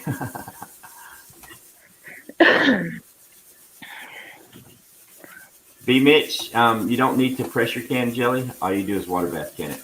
And she did that already. Like immediately as soon as it was ready, she stuck it right in the water bath canner. And that's another thing too, guys. If you don't want to go out and buy that big, beautiful blue and white dotted pot that's labeled, water bath canner, all you need is a stock pot. You probably got one in your cabinet right now. All you need to be able to do is cover the jars for at least an inch. And yeah, I mean, I do all my water bath canning in my stock pot, or actually in my pressure canner. The only reason I don't do a lot of water bath canning in the pressure canner is because it takes quite a while and quite a bit of energy to get that entire half-inch thick pot hot and to get the water boiling. So I just do it in the stock pot. And I take my rings, spare rings, and I line the bottom of the pot, and I put the jars on top of it. Oh, that's a good idea. Yeah, because my grate that comes with my All-American doesn't fit inside my stock pot, so I just put rings in the bottom, and they work perfectly fine. I'll have to tell my mom of that because my mom just uses like her big spaghetti sauce pot to water bath can.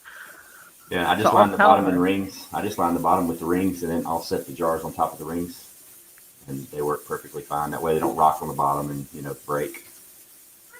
What, my love? I want to do pizza. Pizza.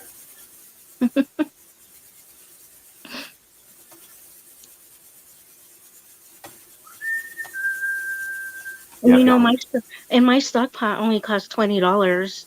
Yeah. So there's that. Yep.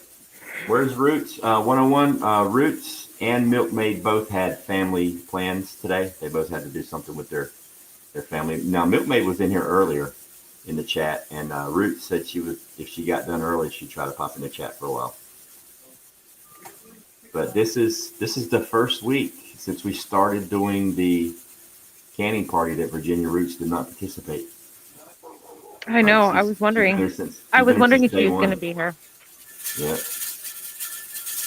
Like, this is the first one she missed. The first one I missed was the bacon because Jess over at Keto Homestead did the show for me that night.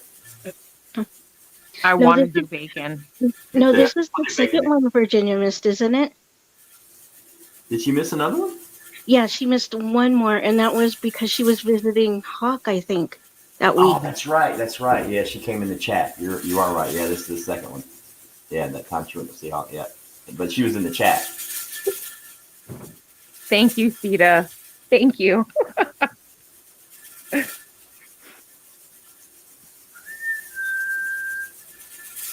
B. Mitch says, speaking of rings, I'm a new canner. How do y'all store your rings? There are a lot of different ways to store them. I actually just have mine in a great big box. Actually, I have them in several boxes because I have a lot of rings. But because obviously you take the rings off the jars. But I do know a lot of people that if you plan on stacking your jars, just put your rings back on them, but only tighten them about halfway. So all the weight sits on the threads of the jar, not the actual lid. And I know a lot of people that's how they store their rings, because that way they're not in the way.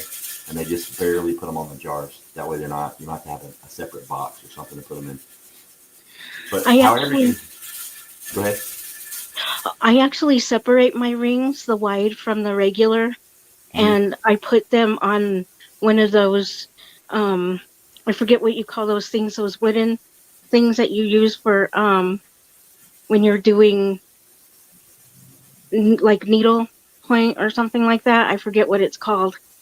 When a knitting needle or a dowel? Yeah, those. Okay. Yeah. So you know how you take them, you unscrew that little screw, and I just stick them all on a ring, and then I hang them up. That's cool. I know a lot of people, they'll take a rope or a bungee cord and they'll just stretch it across the roof, like in their basement or something. It'll be like 30 feet long, and they just slide the rings on the rope and put it on the hook. But I just throw mine in a box. I keep mine in the box, or if I've just got jars with the lids, like brand new boxes, I just leave them all intact till I'm ready to use. Right.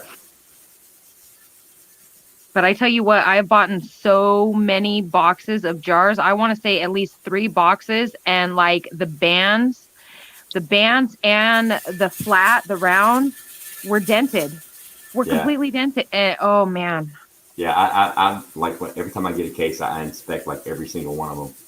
And I'll jiggle I jiggle the case to make sure they're not broken, because I have gotten a case before where one of the jars, the bottom was busted out of it, but you couldn't tell until you opened it up. Yeah, I got one with a crack in it last time. My husband found it when he was washing it because it started leaking on the bottom.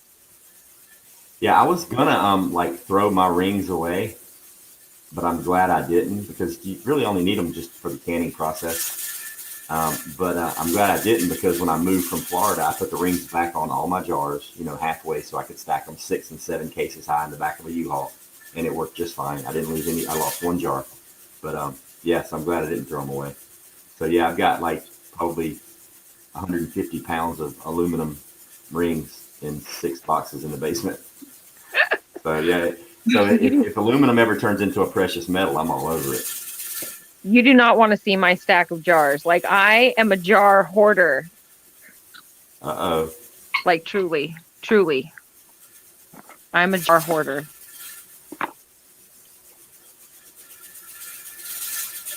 I've got a few. I don't know how many I've got, but I've got hundreds. Oh, you probably got more than me because you've been canning a heck of a lot longer than me. But 4 minutes left. 4 minutes left till cool down. But hold on. Let me see how many unopened things of jars I have. My snake's going off the rails over here. You want some light, darling? Okay, hold on. 1, 2, 3, 4, 5, 6, 7. Hold on, now I lost count. 1, 2, 3, 4, 5, 6, 7, 8, 9, 10, 11, 12. I have 12 unopened boxes of jars right now. Nice. That's 144 jars. Yeah. Nice. Guess what I'm doing in the middle of November? Guess what I did today? Oh no! What? In the middle of November, I'm still getting tomatoes off my plant. Now it's tiny, but it's delicious. It's Cherokee purple, but I'm still getting tomatoes in the middle of November. I want to grow some of those Cherokee purples so bad. They are gorgeous. If you eat one, you'll never eat another tomato. I tried. I actually bought one this year, and because I didn't want to grow it. I couldn't grow it from seed because I'm not always at one house as opposed to the other house. My cats ate it. So it didn't work. It didn't work. But delicious. They're so good. They're delicious. At least they got some something out of it. Right. I grew watermelons this year. I have one, I guess what you would call, a late season watermelon. But I mean, our weather has been like, it was almost 90 degrees today. It's going to be over 90 degrees tomorrow. So I've still got one watermelon going, and I've got, I don't know, a handful of butternut squash still going, and cherry tomatoes and mini red bell peppers going. Yeah, I've got, like, my okra is still going, and the tomatoes are still going. I want to do my whole backyard, full garden next year, but I don't know if that's going to happen. But these, I'm going to bust open and save the seeds out of these. Cherokee purple tomatoes. You got to keep your eyes peeled. The seeds. I want some of those. Well, just, it'll be probably a couple weeks before these are done and dried out, but, like, send me an email with your address. I'll mail you some. Okay. I will. After this live stream. I think I have some seeds left from the Big Zack too. That was an awesome tomato. Oof. That's the I will world send record. you. That's the world record tomato. It's like 5 pounds. Are there any seeds you want or need? I've got like about 300. I don't think so. I've got a bunch of seeds. I've got like seed banks and all kinds of stuff. I've got all kinds of stuff.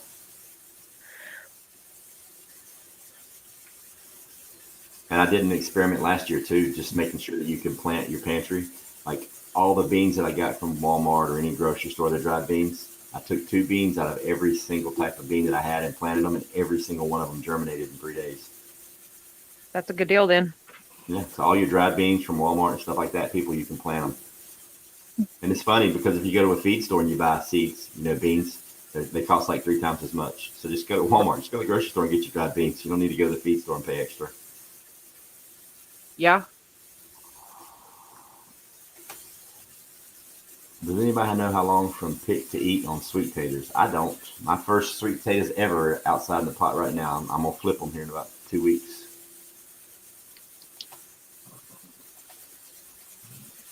What's going on, John?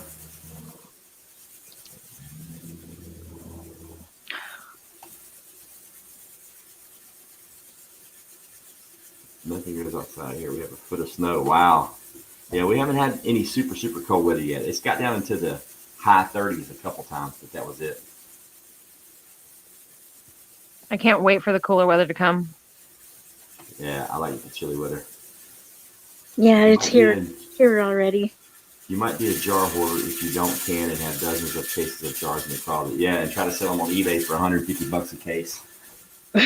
Oh, yeah. Good point. I use mine, so.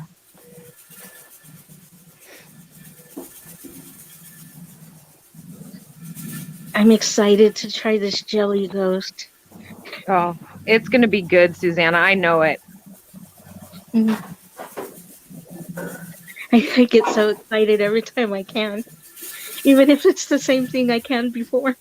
No, truly. I feel the same way. I mean, I did 20 pounds of potatoes this week alone, and like, doesn't matter. I was just doing potatoes and like, yeah, it's exciting every time you do it.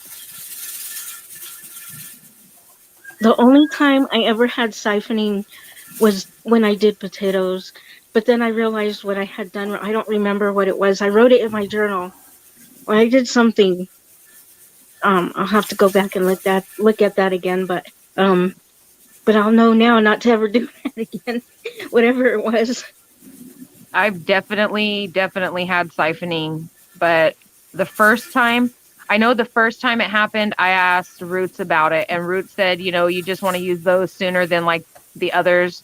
But like when I did potatoes the other day, they siphoned again, but I think I packed the jars too much. Yeah, that might be it. Hey, everybody, I'm dropping the link right here. This link is to Susanna's channel, Rhyme of the Ancients. You guys need to check that out.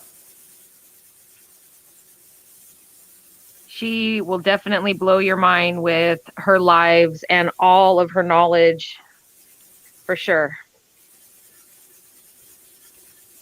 I get flustered every time somebody does that. All right, we got you up to can this soup. Well, click the link and come can it with us, Catskill. I think Catskill is on Northern Girl Hobbies Discord, and I think she's got the same canner as I do. Come up, come up. Here's the link. I'm dropping it. That's the StreamYard. Hello. I ain't scared. Thank you, 101. Just sub to Susanna. I think she does lives. It's Monday, Wednesday, Friday, right, Susanna? Come up, Yeah. Catskill. Monday, I'm using mine Wednesday, too. and Friday, and sometimes spontaneously on Tuesdays.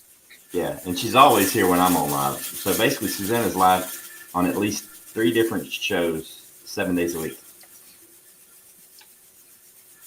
Susanna is YouTube.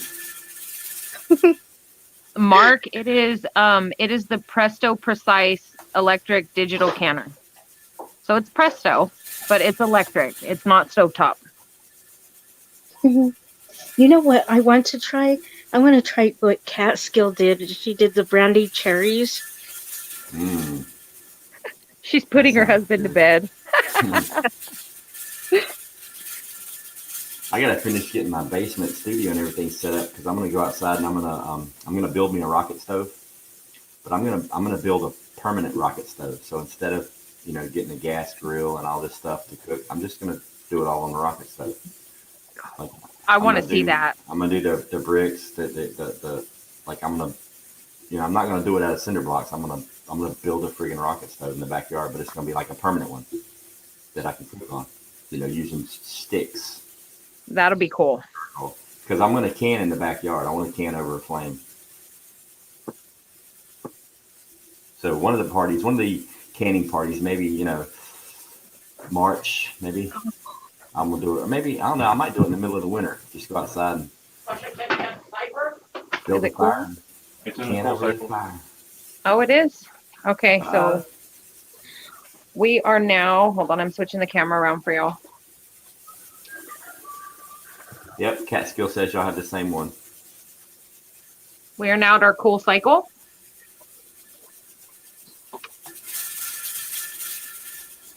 And then it will beep when it's done cooling. And yeah. I feel like the snake's sneaking up on it. The snake's in her tank. Is that what? It's not going to sneak up on you.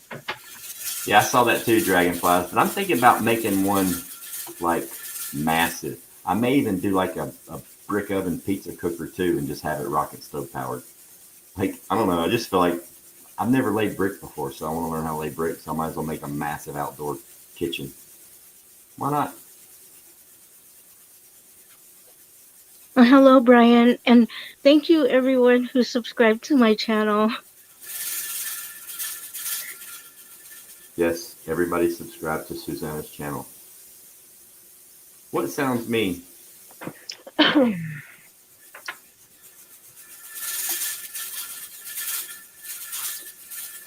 Yeah, I got to put my ghetto channels onto yours, Susanna. I have some.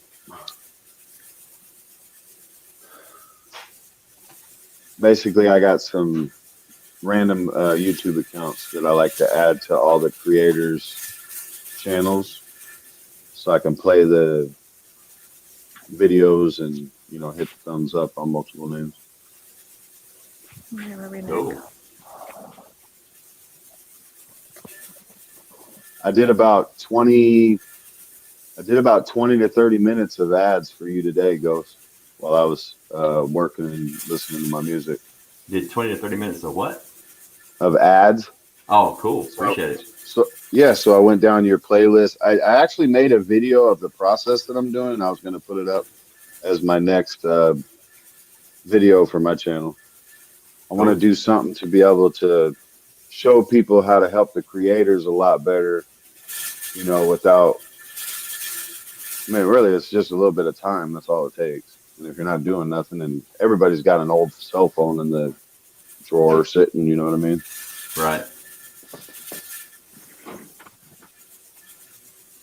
Dragonflies, I'll be over once I'm finished up.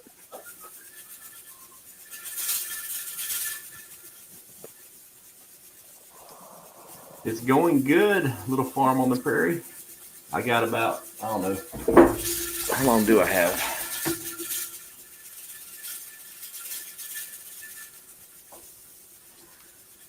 I got 40 minutes on the processing still, plus another 40, 45 minutes cool down. So I got about an hour and a half left.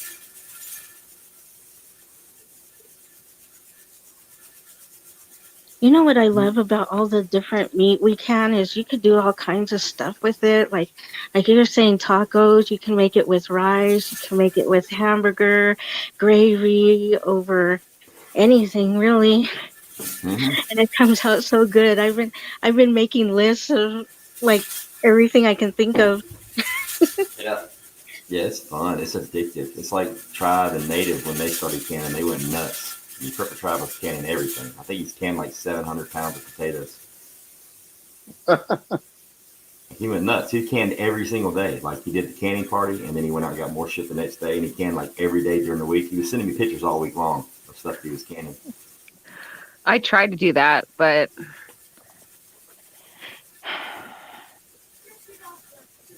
with homeschooling, I can only do it like a couple times a week. Right. If they get done with their day. And it's funny because I was even talking to everybody I think it was last week during the party about it. Like since I started doing the canning party, I actually can less than I did before I did the canning party. Really? Yeah, because like before I did the canning party, I would can like, I'd start at like 8 o'clock in the morning on a Saturday, and I would can until like 2 or 3. I would go for like 18 hours just nonstop canning, like 5 and 6 loads, and I would do it like Saturday, sometimes Saturday and Sunday. That sounds great. That sounds perfect. I'm down for that. But I'm actually going to do a can-a-thon because everybody's asking me about my chicken. Because when I do chicken, it's an all-day process. It takes like 12, 16, 18 hours. Because I'll get like 30, 40, 50 pounds of split breast chicken. And I'll get a couple of whole fryer chickens. And then, and even some breasts if I can find those. But I take and I make, I do the bone broth and I do the chicken broth and I can the chicken. So it takes forever. Because your bone broth, I like my bone broth to simmer at least 3 hours, 3 or 4 hours. Yeah. So what I do is I do my onions, celery, and carrots in the water, and I parboil the chicken, probably 80% done, and then I pull everything out. I strip all the skin off. I debone everything. All the bones and the skin and the fat and everything goes back in the pot with the broth. And then I let that rock and roll for about, well, at least 3 hours. It rock and rolls the entire time that I'm canning the actual chicken meat. But what I do with the meat, because it's only 80% done, is I'll fill the jars up with water. So I'm canning the chicken, and it's making chicken broth in the jar with the chicken. So usually I usually do at least 2 loads of the chicken, the meat itself, which that gives my bone broth like 6 hours to simmer.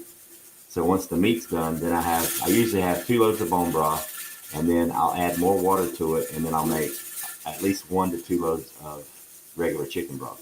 So I do the super condensed bone broth, and then I add more water, and I make another batch, and it's just a regular chicken broth. So it usually takes me, like I'll start in the morning.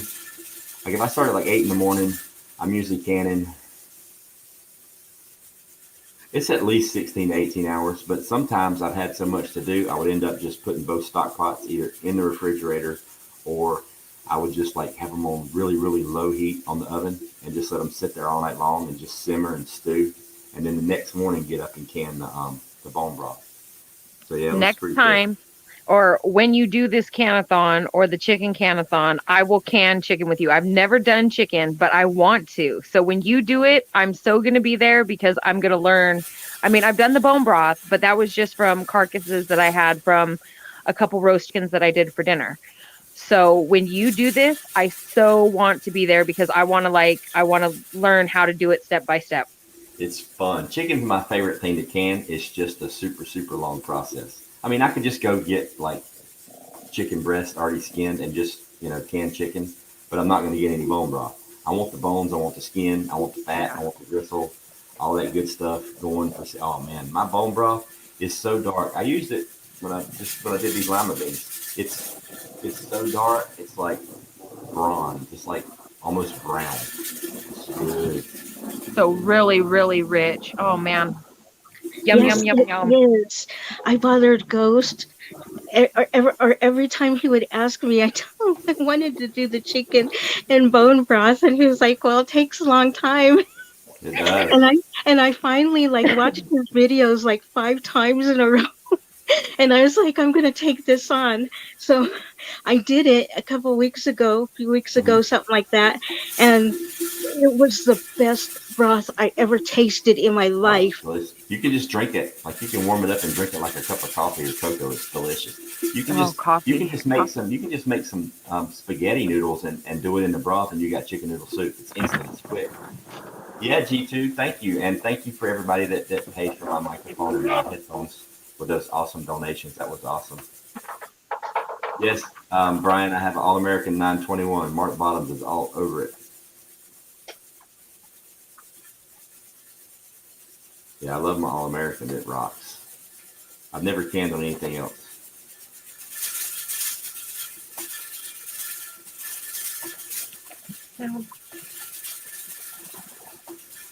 Yes, I figured what we...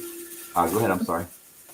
Oh, no, I was going to say that that's going to be my next purchase next year. My first purchase of next year will be an All-American. Yeah, I want to get another one. I'd like to have 2 where I can have 2 rocking and rolling at the same time.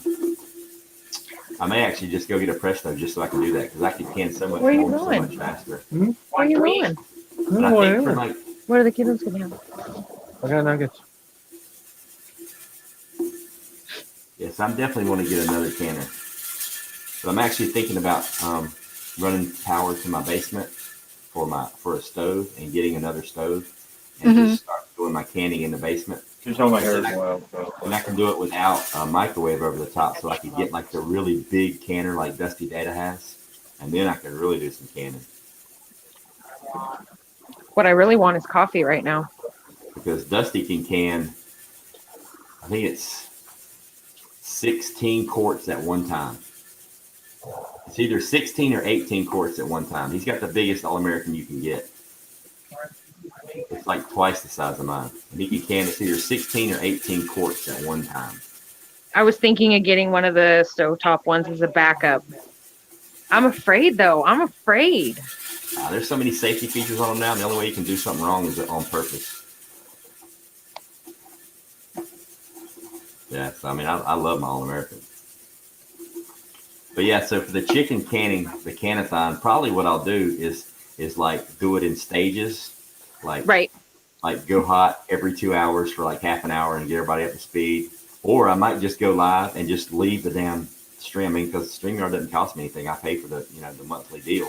Is just go live and just let it roll. Just turn the camera on and let it face the kitchen for 18 hours. I'll be there. I'll be there. It'll be just like just a fly on the wall. Hey, everybody watch, I'm canning stuff. I will so be there. I'll be doing chicken too. Because I've already got 20 pounds of split breast in the freezer right now. So I want to get another 15 or 20 pounds, and then we'll do the show. How much do I have in here? I've got like 10 pounds of what? Mama. Hold on a second.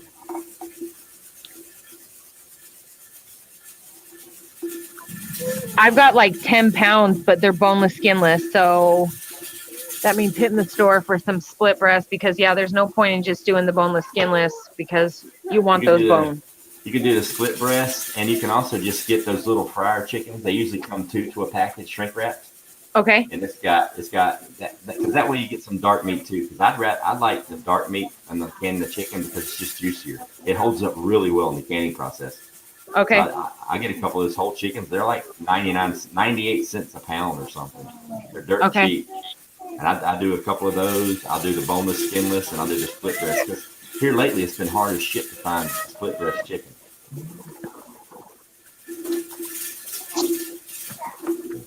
So yeah, I mean, and don't get me wrong, I ain't got nothing against the Presto canners or the mirrors. The thing is, I've just never used one. The first one I ever got for myself was an All-American. And I got it before the prices went through the roof. It's like my 921, I got it for like $200, brand new. And now they're almost $400, But yeah, I'm thinking about getting a Presto, because I can get one at Walmart for like $89. That I can just rock and roll 2 canners at once, and I've got a backup. You know what I mean? Yeah, I did boneless, skinless raw pack a couple months ago. It's pretty easy. I just shoved the whole breast. It's like quart jar, 3 breasts, boom, done. It made its own broth.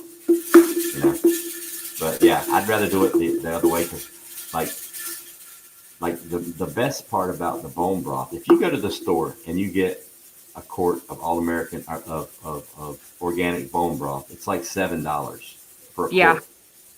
I just canned the last batch of chicken bone broth I did. I canned 16 quarts for free. They're for free. So bone broth was the first thing I did. Yeah, it's awesome. I love bone broth. Now, question. When you make chili, do you do all bean chili, or do you do bean with ground beef? Bean, ground beef, yeah. Okay. I do meat, ground beef. I just did a batch, a month or so ago. Okay. Because I usually make all bean chili, but for canning, I want to bulk it up, obviously. So how's the texture of the meat? Just like any other canned chili, or? If you just can ground beef by itself, the texture changes. But what I found, when I do it in chili or even in spaghetti, it holds together a lot better. The texture stays. It's like my chili canned versus, making it on the stove. You really can't tell the difference. You can in the texture, but taste-wise, they're the same. Okay. Yeah.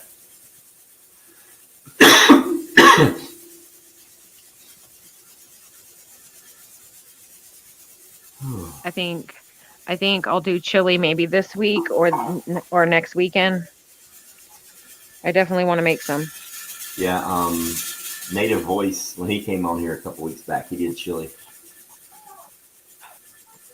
And I did chili like the week before. Oh yeah, I can everything. I did 1 jar of bone-in raw pack once, but My preference is boneless. Yeah.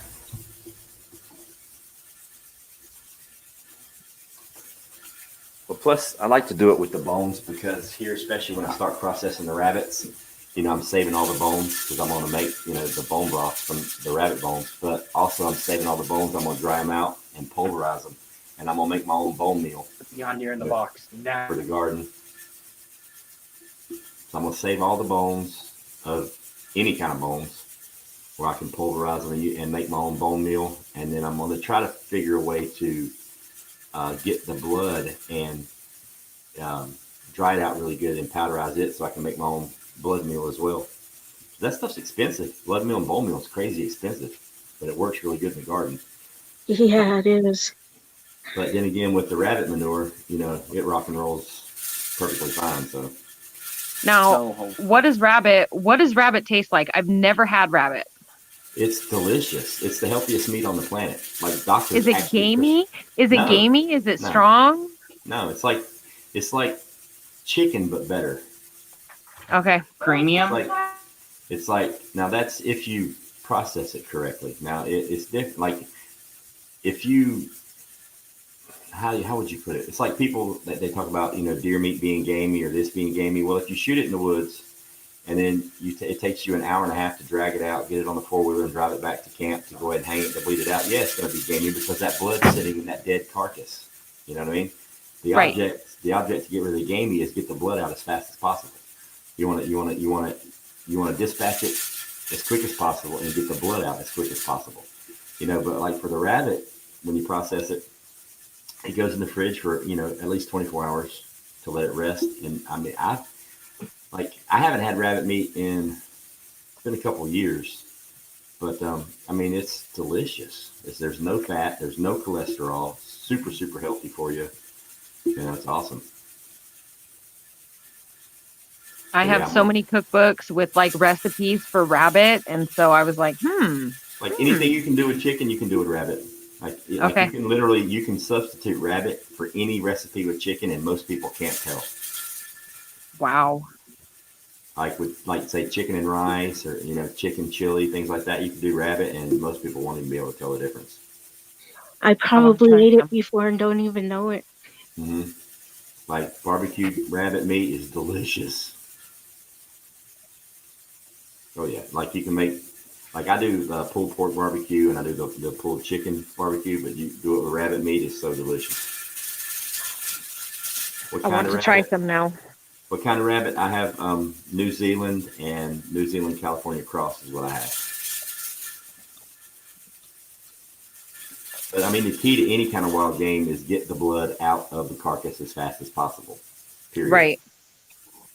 I mean, it's like I said, going deer hunting, when I was younger, but it was on our land, so it wasn't a big deal. We bled it where we dropped it. I mean, we dug a hole. We had an e-tool. We dug a hole. We hung it.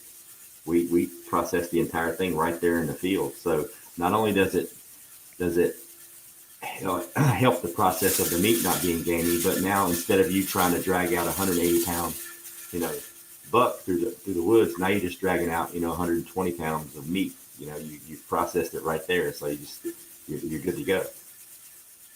So it's less weight, but we just dig a hole, bury everything, and go on about our business. I've had deer, I've had bison, I've had, I think just deer and bison. Yeah. You got to remember, I'm a city girl. As much as my heart is in the country, I've been a city girl like all my life. So trying to find that kind of stuff in the city and in California, ha ha ha. You know what I mean? Yeah. But rabbit meat's delicious. So that's why I'm doing all the rabbits that I'm doing. Like eventually, I'm working on a closed circuit here. I want to have my rabbits for the meat, but they also provide me with the fertilizer for my garden. Yeah. And I plan on feeding my rabbits nothing but greens out of my garden. So technically, all of my protein, all of my vegetables will be free. There'll be no outside need for fertilizers. There'll be no outside need to feed the rabbits, pellets, none of that stuff. I want to do like a closed loop. So I'm doing that with the rabbits and the garden, and I'm also doing my hydroponics, and I'm going to probably fire the aquaponics back up this spring too. But the only problem is with the fish, with the tilapia, you're going to spend some money on the fish food if you want to grow them out, in 10 months, just because Right. they need that fish meal. They need that high end protein. Now you can feed them from the garden, just like the rabbits, because tilapia don't care. They're omnivores. They'll eat anything. But what I also thought about doing was is just worms, red wigglers. Have me a compost pile, get the red wigglers going, and I'll set the feed cost by feeding them red wigglers, black fly, soldier fly larvae, things like that. But in Florida, I just hung a bug zapper up over the fish tank, and I took the bottom catch plate off the bug zapper, and I would turn it on at night, so all the bugs would get zapped and they'd fall into the fish tank, and the fish would eat them. Oh, that's a good idea. Yeah, any way to make it, as cheap as possible, because I want it to be like nice closed loop. But like the rabbit fertilizer to the garden, that's a perfect little circle right there. I don't have to put anything in it, like nothing. It'll be free. And Yeah. one female rabbit can produce more meat than a cow in a year. Wow.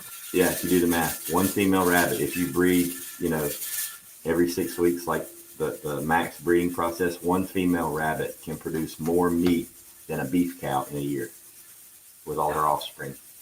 Holy cow. You can breed a rabbit every 6 weeks. You breed them, they have babies in 30 days, and then you breed them 2 weeks after they have babies. It's a 6 week cycle if you want to go max. I'm not going max here because I don't have enough room for all those rabbits. You're going to be overrun? Well, I started with 4 6 months ago, and now I have 30.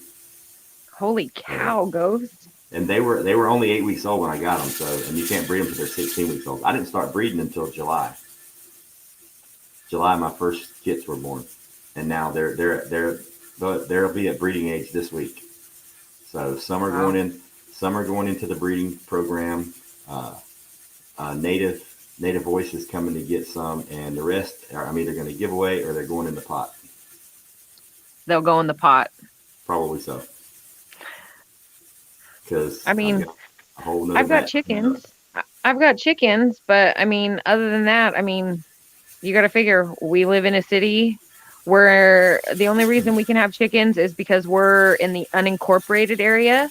So we're like on the outskirts, like across the street, the people across the street, they have horse property. It's like 4 acres, and they've got livestock. They've got a cow, they've got sheep, lambs, they've got a bunch over there. But like, we only have, I don't know, I want to say the size of the lot total is like 7,500 square feet. So, I've got my chickens and my garden, and that's about really all that I can have. Right. I thought the same thing, Bug Dude, when I first started researching the rabbits and breeding.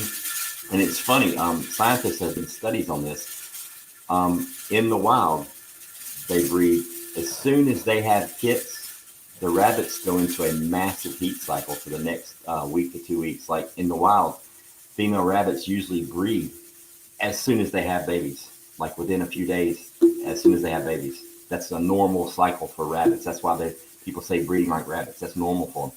If you have a breeding program and you don't breed them at least every 2 months, it's actually unhealthy for them. They don't live as long. It's crazy. Like it's legitimately, that's what rabbits making babies keeps them healthy. That's what they do. As soon as they have babies, they go out and get laid again. That's what they do. They're straight up. They are busy gals. Oh, yeah. Just like on the Discovery Channel. I know, right? But what I feed them now is I feed them pellets. They get pellets and they get fresh greens. In the summertime they were tearing up my collard greens. They love collard greens, by the way. Love them. So I'm planting right now. I'm planting collard greens, kale, spinach, Swiss chard, butter crunch lettuce, and all that's like for us to eat, but also for the rabbits to eat. So I'm just going to plant massive amounts of collards and different greens and just feed them healthy greens.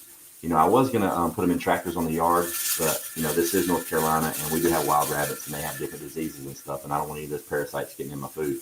So I'm raising them up off the ground, and I'm just going to grow all their own fresh greens and stuff. But rabbit pellets, it's only $20 for a 50-pound bag, so it's really not that bad. But, yeah, so. Yeah. Your new name is Mr. McGregor. I'm gonna call you Mr. McGregor yeah. Who? Me? Yeah, you're gonna be Mr. McGregor now. Who's Mr. McGregor? The Tale of Peter Rabbit and Benjamin Bunny.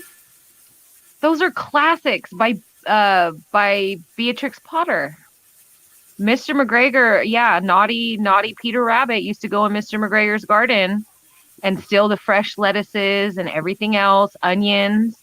No. And Peter Rabbit's dad had an accident. He ended up as a pie for Mr. McGregor. Uh-oh. Yeah. You know what? I've always loved like lettuce for some reason. Maybe I'm a rabbit. I don't know. I did breed a few times and have 3 kids. I don't put my pellets anywhere. Dang it, Susanna.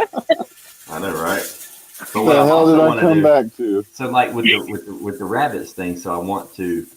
Here she is. What's going on? Oh, welcome. Hey, How are you? Anna, Sophia, Ghetto, and Ghost. Good to see you guys. You too. Good to Hello, see Miss you. Catskills. Hello. You guys literally got me out of bed. I have a pot on the stove that's been sitting there since dinner, and I was like, I could just like heat it up in the morning and can it. And I was like, God, I'm such a slug. So yeah, you guys got me up. Good for you. We're bad influences. Yep. No, you're good influences. Thank you. I appreciate it. How y'all doing? Good. Just hanging out, doing a little canning. Yeah. Making the tea. You Susanna never made do her. a little Listen, I may not comment, but I see your videos. I see you. You are the canning king. I love to can. It's fun. It's so stressful. It is. It really This whole is. show was an accident. You know, Susanna was on the stream when this all happened. It was just an accident because Really? I was Oh, that's canning. awesome. I was canning because that's what I do, and I was also on a live stream talking to people, and I kept saying, "Hey, Yeah. excuse me, I'll be right back. I got to check my jiggle." And they're like, "What are you talking about?" And I'm like, "Well, I'm canning chicken." They're like, "What do you mean you're canning chicken?" I'm like, "I'm pressure canning right now." They're like, Yeah. "Pressure canning, and you're on a live stream." I'm like, "Yeah." They're like, it was just the weirdest thing to them, and I'm like, you know what? Well, shit. Next time I'll just can live. Yeah. Man, I'm gonna do it anyway. I might as well turn the camera Yeah. on. And if anybody wants to come hang out, Same come with hang my out. mom. You know, it's not like I'm making up content to put on the channel. I'm going to be doing this anyway, so I'm just going to turn the camera Right. on. No, You know, plus- no, you're Plus, you're not in the kitchen, you know, being bored, you know, for an hour and a half waiting on your process and trying to figure out something to do. You can hang out and talk smack about people on the internet for an hour and a half. Timer went off, baby. And you Yeah, know, I'm no, still thinking about those brandy cherries. Yeah, I those heard brandy you say cherries. that. Wait. Wait, hold on. Let's see.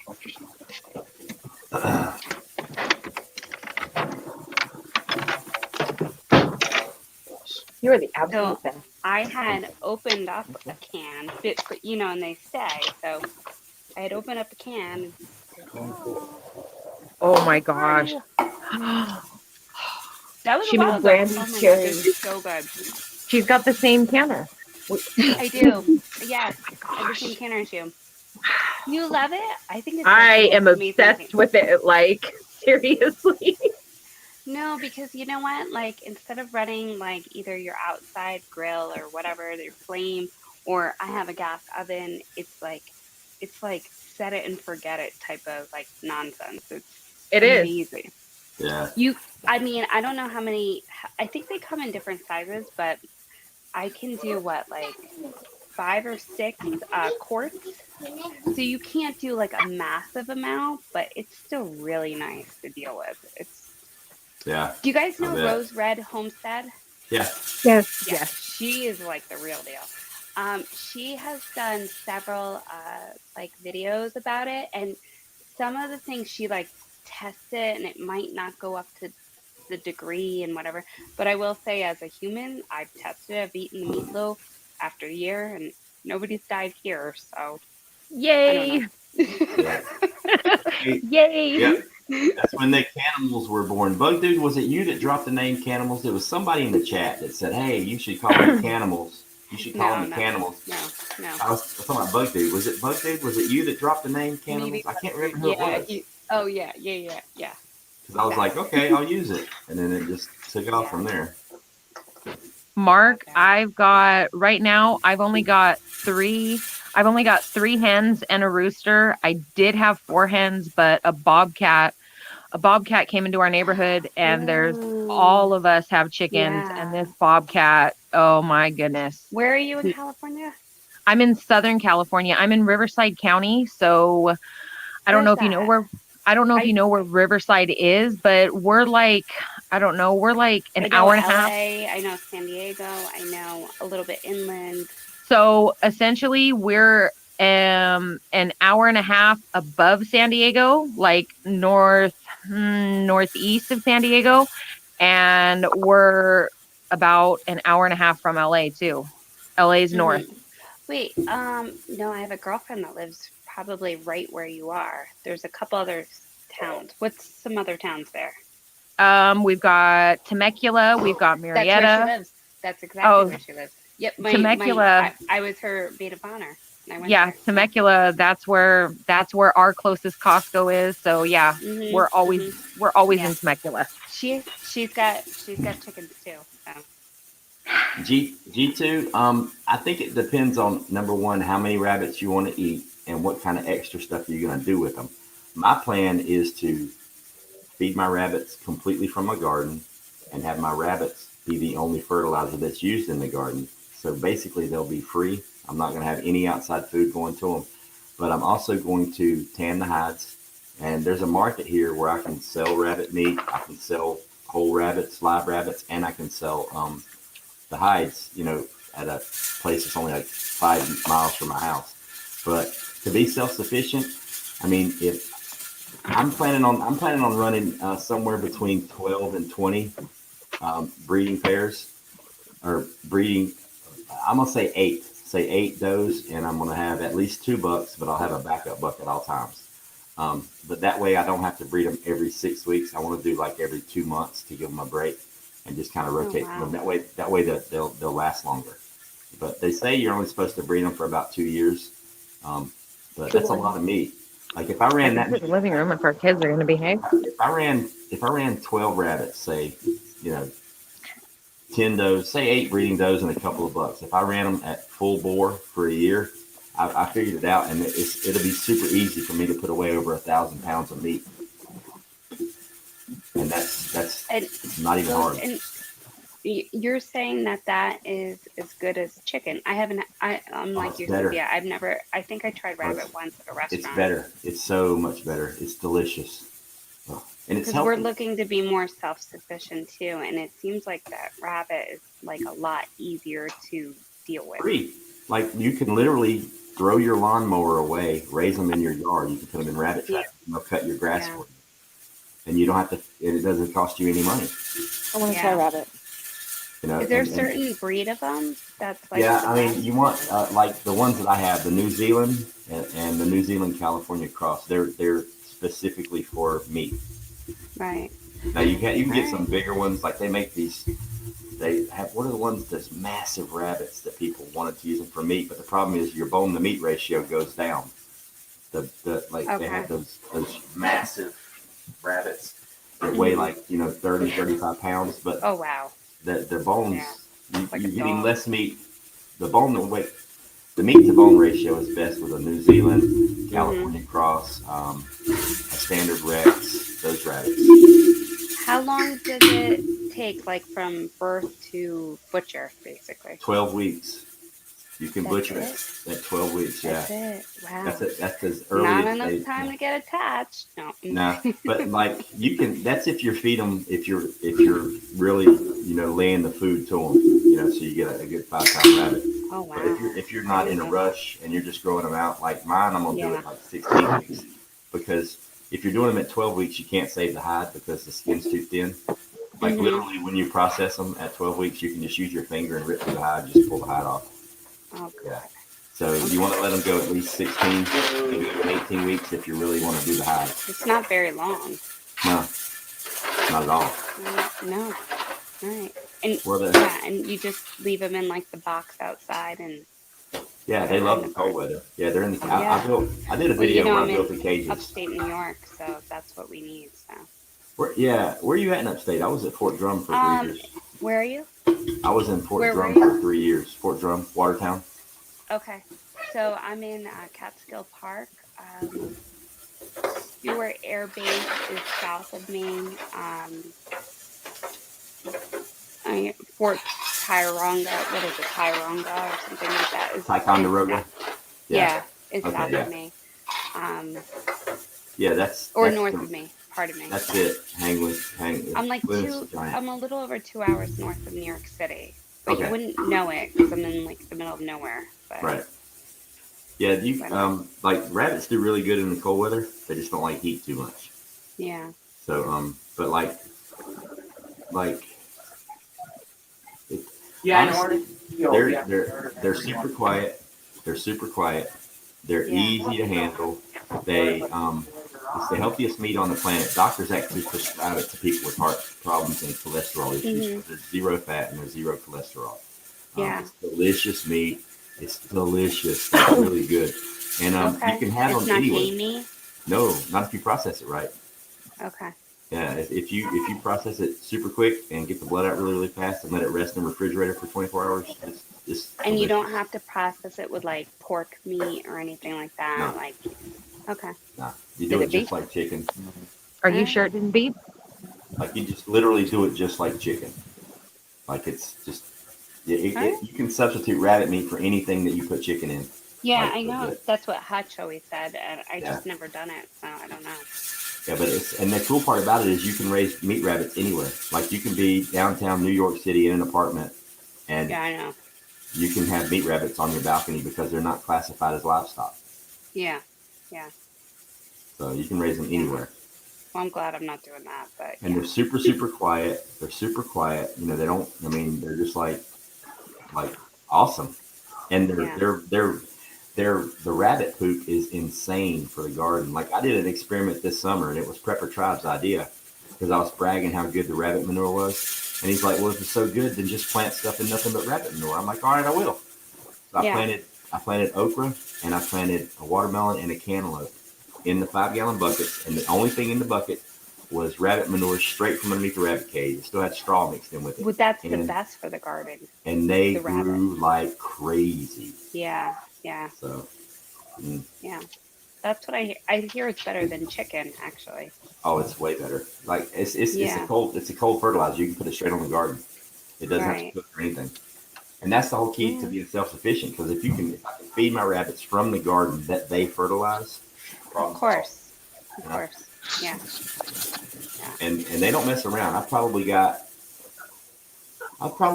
somewhere between 300 and 500 pounds of rabbit manure out back right now. All right. Where in North Carolina are you? My dad's down there. My sister. I'm right on the border. Central North Carolina, central southern North Carolina, right on the border, near Rockingham. Near where? Rockingham. Okay. My family is about an hour or 45 minutes south of Charlotte, and then my sister's in Asheville. Okay. Yeah. Not far from me at all. It's kind of suburbia.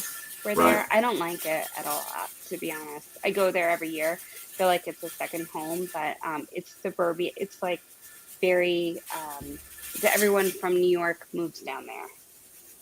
Yeah. Strip malls, all that kind of stuff. It's Mooresville. It's very race car country. Oh, I know exactly where it's at. That's where Dale Earnhardt's from. Yeah. It's for me. It's weird. It's not my thing. Yeah. But I don't think it's representative of North Carolina. So. It's not. North Carolina is a weird state because North Carolina, if you're in the middle of North Carolina, if you're in the middle, it's one of the few states in the country that you have beach, mountains, and flat. You can be in the middle of North Carolina and you can go an hour and a half in one direction and be in the mountains, and an hour and a half in the other direction and be on the beach. It's a pretty cool place. I like it here. Yeah. And I'm like right on the border of South Carolina, so it's like awesome. The Asheville area, I mean, I don't know, it's very liberal, but the mountains are beautiful there. Grandfather Mountain, I grew up there. Yeah. Oh, really? Yeah. Well, I mean, we used to go there every year when I was a kid, and then before I joined the Army, I would literally drive from my house in Asheboro to Hanging Rock, like at least twice a week, and I would start from the parking lot and I would run all the way to the top and then run back down. That's how I got in shape. Joined the military. I would hump completely up the top and back as fast as I could, like twice a week. Jesus. Okay. Yes. Well, I knew I was going to upstate New York. I joined the 10th Mountain Division. I'm like, well, I better get used to this crap. But, and then I went up there and froze my butt off for 3 years. Oh, it's cold. Yeah, I think we're due for snow next week, honestly. I don't know. I mean, it's beautiful up there. Don't get me wrong. It's gorgeous. Oh, it is. It's very beautiful. But, man, I haven't had enough snow. Lost my AirPod. Yeah, I'm still having to get used to these headphones and all this. Now that I'm getting high speed with all this tech, all this new tech stuff. What are you guys all canning? Oh, is that Sophia's man over there? Hello. I'm doing lima beans. Susanna made grape jelly. Sophia made spaghetti. Well, I'm not gonna. I got squash soup here, so that's what I got. Ooh, that looks yummy. It is ginger, coconut milk, garlic, squash, potato, a carrot, turmeric. It's really good. It's really good. It sounds really good. Yeah, it's two. And I bought these. The great thing about squash is I got them from the farmer's market a while ago. But squash holds up well. I don't know why anyone buys them from the grocery store sliced, because they're always nasty and slimy. Because you can buy a really nice squash from wherever, and it will hold forever until you're ready to do something with it. Right. Or grow them or whatever. So. Yeah. So this year I did my garden experiment with. I planted everything in buckets, everything in containers, because I wanted to be able to bring them inside in the winter, because I'm trying to garden year round. Yeah. So if I had inclement weather or something, I can just grab the buckets one at a time, bring them in the basement. When the sun's back out, bring them back outside. And it was really crazy because this winter, after I planted everything, you had lights in the basement. Yeah. Did you have lights in? Yeah. So this winter, at the beginning of the winter, or at the beginning of spring, after everybody had planted stuff, we had 2 cold snaps come through and kill everybody's stuff, except mine, because I went outside and I grabbed my buckets and I brought them inside. Yeah. Yeah. I was like, it worked. It was awesome. But I did potatoes for the first time. They turned out, I did 2 buckets of potatoes from a bag of old rotten potatoes that I was going to throw away that I got at Walmart. And I'm like, well, I'm going to plant them and see what happens. Now, I got a lot of potatoes. But they were all really, really small. Yeah. I didn't water them enough. It was my first time. But now I have a bucket full of seed potatoes for this upcoming year. Yeah. So right now I've got sweet potatoes in the ground. The sweet potatoes, I think I'm going to flip those buckets in 2 weeks. Yeah. So that's my first time with those. Good.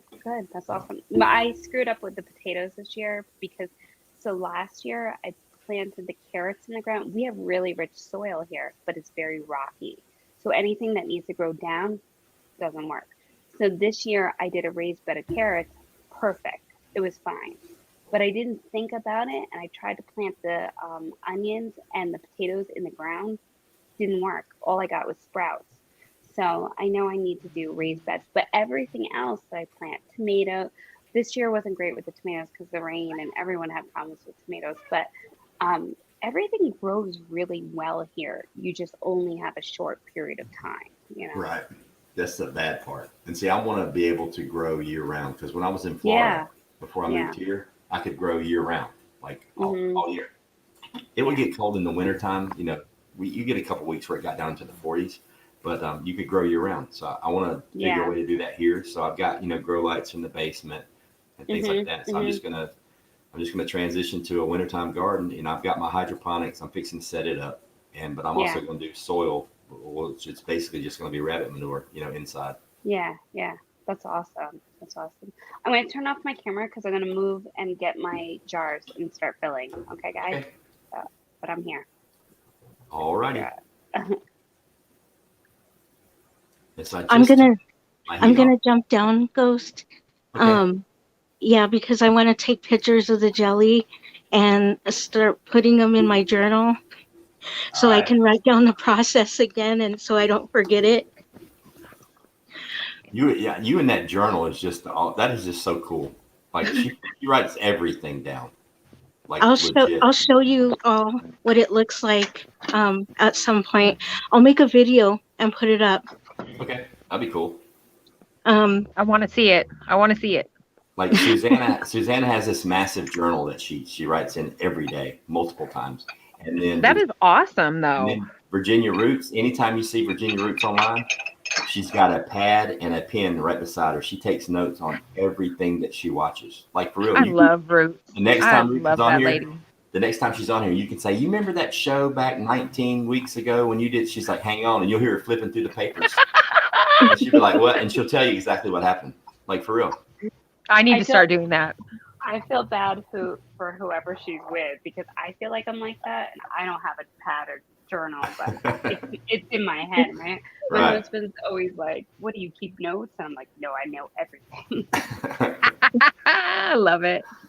Okay, I love you all. I'll see you all Suzanne, around. nice seeing you. I'll be in chat though. All right, We sweetie. love you too, Susanna. Take care, girl. I love you.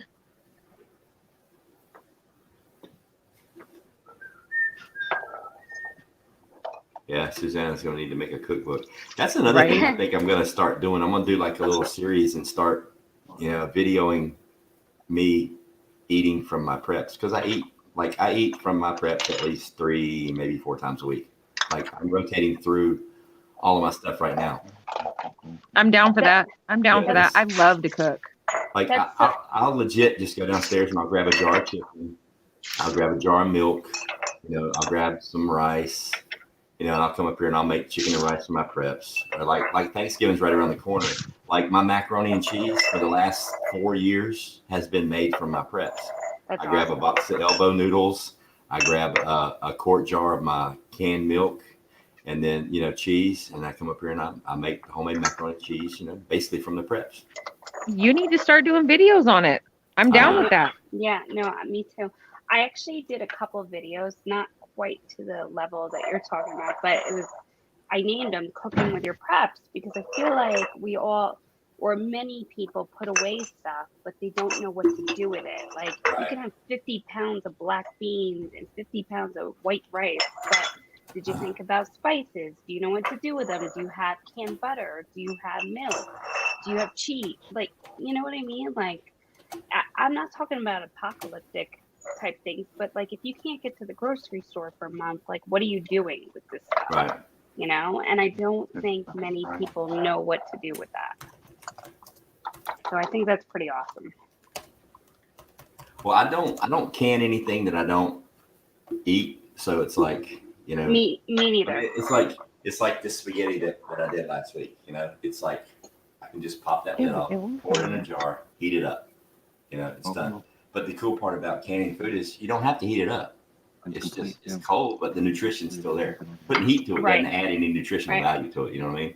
So it's like now I could waste time and I could vacuum seal all the beans and all the rice, but there's processing that has to be done with that, and water involved and time involved to cook the beans and cook the rice. Why not just go ahead and cook the beans now and can them? So I just open them and eat. No, you just put a hole in your shirt. Exactly. Tomato sauce. There, Hey, did you get that roll prepper? I posted Susanna's link. It's right there. Yeah, Susanna's got a really cool channel. Monday, Wednesday, Friday, she goes live. She does like some really cool. She did this whole storytelling thing for Halloween, like ghost stories. It was awesome. But like last night, I didn't know she does lives. I'm kind of out of the loop, I guess. She just started her channel up. But she does like live streams and she tells stories. Last night her stream was on. Oh my goodness, I can't now. I've got a brain fart. But she goes like really deep into conspiracy theories and stuff. Yeah. Like the next show is going to be on the pyramids. A lot about that stuff. Yeah. So her channel, she's really cool. Plus her voice, you can just listen to her for hours. Oh yeah. Like she can legitimately, she could read the phone book, and you'd be like, oh, that's so cool. She also can say something that might even come off wrong, which she's not a mean person, but she says it in this way that you pay attention and you listen. Like she's a very smart person. Yeah. I like Susanna, her a lot. let's see. When I first started the canning party, it was me, Virginia Roots, Susanna, and the milkmaid. Mhm. I believe that was it. Then we had a couple others that were there the first time that did I come think back. I jumped on a few times. I saw you guys. Yeah. Yeah, I've seen you in the chat. Yeah. Yeah, Bug Dude, it's called Rhyme of the Ancients. But I dropped your link. It's about 4 comments above there. Oh, good. I don't think I'm subscribed to her. She's changed her name a few times because we've been in chats and she's like, it's Susanna. And I was like, it was just Susanna. And then she started her channel about a month or so ago, and it's called Rhyme of the Ancients. Okay, I'm going to have to check it out. Okay, let's go see if this canner's done. Yeah, mine's on the cool down. Mine's cooling down right now. I just turned the heat off about 10 minutes ago. The nice thing about the Presto is once it's done, you can, and it's going, you can, I'll go to bed and leave it, and then I wake up in the morning and it's done. Our daughter just snitched the parsley and ate it. Yeah, I know when we first started to stream, it was me. I had my All-American 921. Susanna had her Presto. Yeah. It was the first time she ever canned. Susanna does a Presto too? Yeah. And Milkmaid has an older All-American, and it takes hers like 4 hours to come down from pressure. Yeah. It takes forever. But here's the thing. Virginia Roots wanted to can with us. She's never canned before. She found a canner at a yard sale, right? An All-American. It was made in 1926. She literally went online, ordered the parts to fix it. She put a brand new petcock on it. She put like all new, She never can. She literally has the oldest All-American canner I've ever seen in my life. Awesome. It's almost 100 years old. Yeah. She cans with us every week. I have a friend who, not a close friend, someone I know, actually knows my mom from North Carolina, by the way, and she saw that I was into canning a few years ago, and out of nowhere she was like, I'd like to send you something. Can I have your address? And I knew this woman, and it was Facebook, and I was like, yeah, sure. So I send it, I give it to her. She sent me her grandmother's canner, not as old as that, but what was really awesome is all the old ball cookbooks and all her great aunt and great grandmother's recipes. So last fall, I canned all the apple pie filling that her great aunt made. And I did a little like video and I sent it to her and showed her. And it was like, it's so nostalgic. It was like really awesome, Yeah. And she was like, I wanted my daughter's not interested in this. And I see that you are, and I just want to send this to you. And I was like, oh my God, this is like amazing, Yeah. It's like really cool. Really cool. Well, I mean, if you think like one of the reasons why I really got into canning hardcore was, and this was years ago, was because, we eat a lot of rice in my family. We eat a lot of rice and beans. I mean, that's a staple. Since I can eat rice and beans every day and be perfectly fine. I'll never get tired of it because that's how my gut works.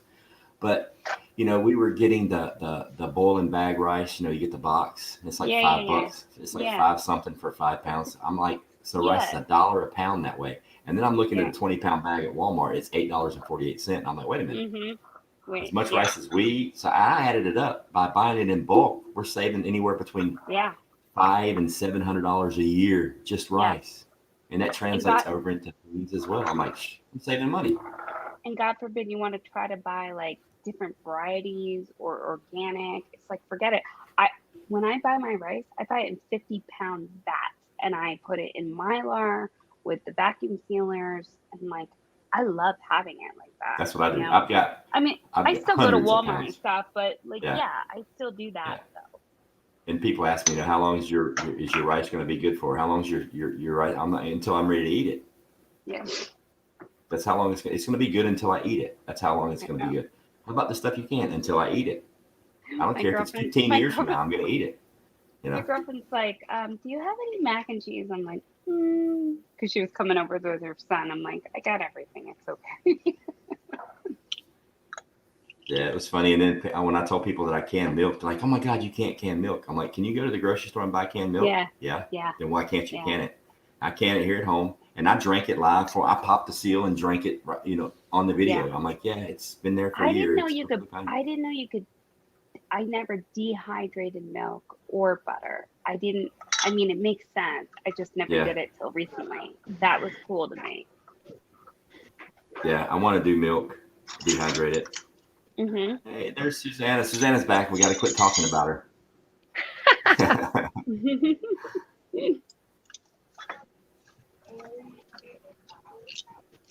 Yeah, I'm just like so into canning. I've got a brand new dehydrator I've never used. I've had it for over a year. I've never even taken it out of the box. What do you have? Which I just got one last year. Honestly, I can't remember. It's in the basement. It's still in the box. It's a round one. It's got like 5 trays. Don't judge my house, but I have. Oh, that's a nice one. Corsi. Yeah, it's really nice. It's great. I have all this kale left over from. You guys see? Oh, you can't see my Twix. Kale in the garden. So I'm gonna dehydrate that. Yeah. Like I got it mainly for like bananas and peaches, things like that. Mm-hmm. Sweet, a lot of those. So for me, like I have a 3.5-year-old and he doesn't eat anything green. So what I do is I take the kale or the broccoli, dehydrate it, and I grind it and sprinkle it into like a smoothie with yogurt. So at least I feel like he's getting some sort of leafy greens. And I do it with my husband too. I mean, he likes that stuff anyway, but like you don't even taste it. It's, and I have it sitting right here. Where is it? My 11-year-old will not eat anything green, and he's been that way like all his life. Not even salad. Yeah. This is kale from my garden, and we just sprinkle it in. And I'm gonna start doing that. Sneak it right in on him. So it wasn't my original idea. This was Rose Red Homestead. I discovered her channel, and she did a whole video on vegetable powders, and obviously you could use tomato and this, and I was like, this is genius. Like sprinkle it into everything, broccoli, kale, whatever. I was like, okay, I'm in. Yeah, for real. Yeah, and because you guys know if you grow this stuff, you have so much of it. What the frig are you gonna do with it? And you keep you're gonna can kale unless you're putting it in soups and stuff. You know what I mean? Dude, like in Florida, when I had my aquaponics going, and I had the collard greens in my aquaponics system, which was just insane. They were 9 feet tall. I was giving away Walmart bags slap full of collard greens every day, and I still couldn't get rid of them all. That's how fast they were growing. Yeah. I mean, I canned like 3 cases of collard greens, and I probably gave away 100 pounds of collard greens just because they were massive. Yeah. I believe it. That was me. That was me with zucchini, yellow squash, my watermelons, and my butternut squash. Like, oh, that's nice. I was giving just bags to our one neighbor down the road, to my mother. Anytime we'd go out to Arizona, I had bags and bags I take to my mom because it was wild.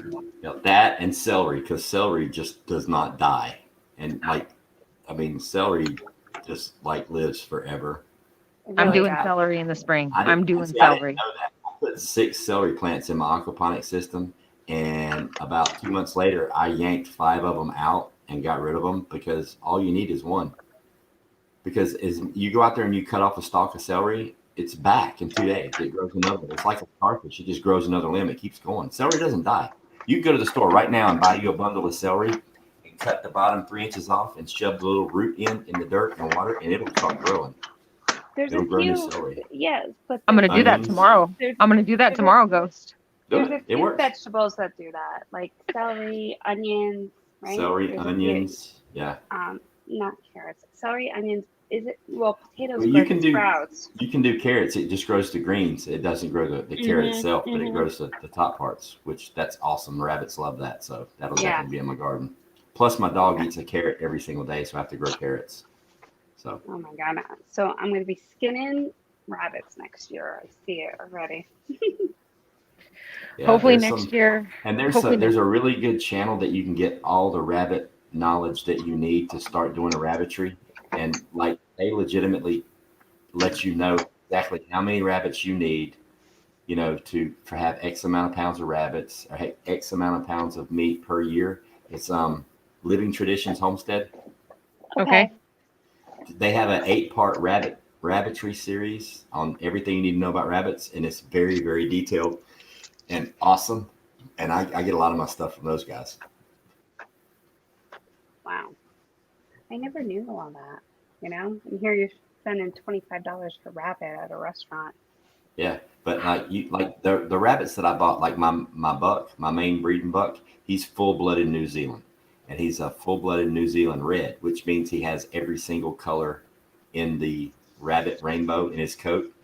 So he throws just like whatever colors. I bred him to a gray, and I got 3 black, 3 gray, 3 red, and then I bred him to a solid white New Zealand California cross. And I still haven't gotten a white rabbit yet. They're all multicolored, like, which is cool for the keeping the pelts and tanning the hides. You know, the colors where the money's at. So I've got really good colors. But yeah, I mean, so like the thing about rabbit, man, is like every single part of it, like it's free if you do it right. It doesn't cost you any money to have rabbits. And if you like, I'm feeding mine pellets right now, but if you sell one baby rabbit from each litter, if you sell one, it pays for the food, because you can get between $30 and $50 a piece for the baby rabbits. If they're, you know, good stock, if they're good breeding rabbits, I mean, they'll pay anywhere from $30 upwards of $50. You mean the pellets, you're saying? No, the baby rabbits. That's how much they sell for online. They sell for Okay. between $30 and $50 a piece. So if you sell one, it pays for all the food that it took Gotcha. to raise the entire kennel Right. of rabbits. Hmm. Yeah, Living Traditions is an awesome channel. Okay. I'll have to check them out. Oh, they're awesome. They've been around for a while, and they've got like a really, it's not a completely self-sustaining farm, but it's just about there. Well, that's the direction I think we all need to go into. So I don't know. I don't see any other way, to be quite honest. Mm-hmm. You know. I mean, as much as you want to live off the grid, it's very, very hard to say you are.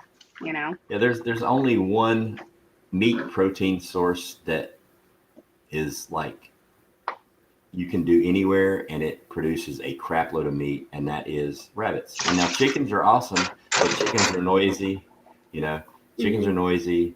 They're kind of a pain in the butt. Rabbits are just like whatever, man. Rabbits. We have a lot of predators too that are hard to. Well, like for here, we have bobcats, we have bears. So like for me, I'm a little softy. Like I'm like I couldn't wake up one morning and see my animals torn up. So right. It's upsetting. Hey, Hutch. What's up, Hutch? Does one rabbit give you more meat or more fertilizer? One female rabbit will produce as much meat as a beef cow in a year from her offspring. And they produce a crap load of fertilizer, a lot of fertilizer. But you got to figure if you're breeding them, I think a female rabbit can do on average 8 litters of kids, of baby rabbits, and the average is somewhere between 6 and 10 each time. Now, my one doe that I bred twice, she's had 9 each time. So if she has 9 babies each time, and I breed her 8 times in a year, that's 56. Oh my God, that's a lot. That's 56 rabbits at 5 pounds each. And once you dress it out, you're getting between 2 and 3 pounds a piece. So 56 times 3, I mean, you're talking 170 pounds of meat from just that one rabbit. No boil over? Good. Almost 200 pounds of meat from one rabbit for free. Oh, they're popping. Can I have your credit card?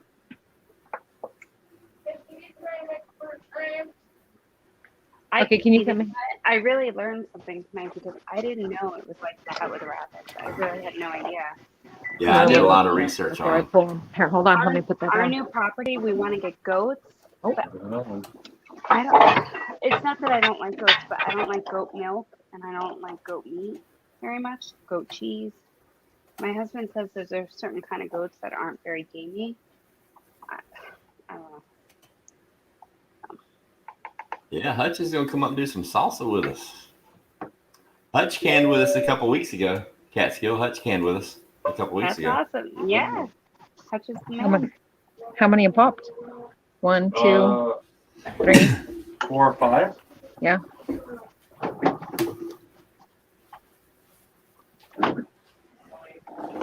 Man, they're really bubbling in there. Mm-hmm.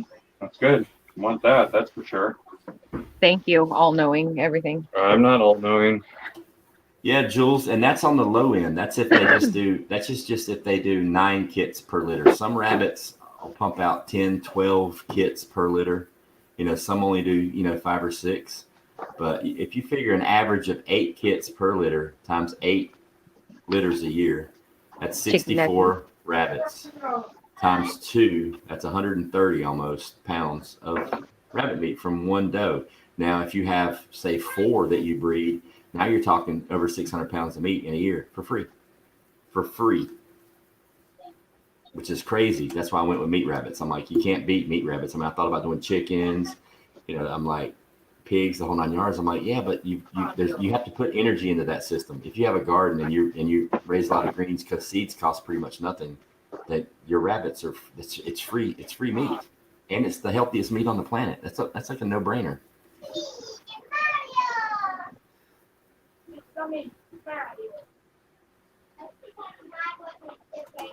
Jules, if you're aggressively feeding them a high protein diet like rabbit pellets, and also fresh grass, fresh greens, things like that, you can butcher at 12 weeks. You can butcher as early as 12 weeks. But if you want to do a combination of meat and you want to tan the hides, I'd say somewhere between 14, 15, 16 weeks. But yeah, 12 weeks. It's just like the chicken that you get at the store, like the Tyson chicken, those big, fat, huge breasts. Those things are only 10. Those chickens are only 10 weeks old. They process those chickens at 10 weeks. That's crazy. Hi, Hutch.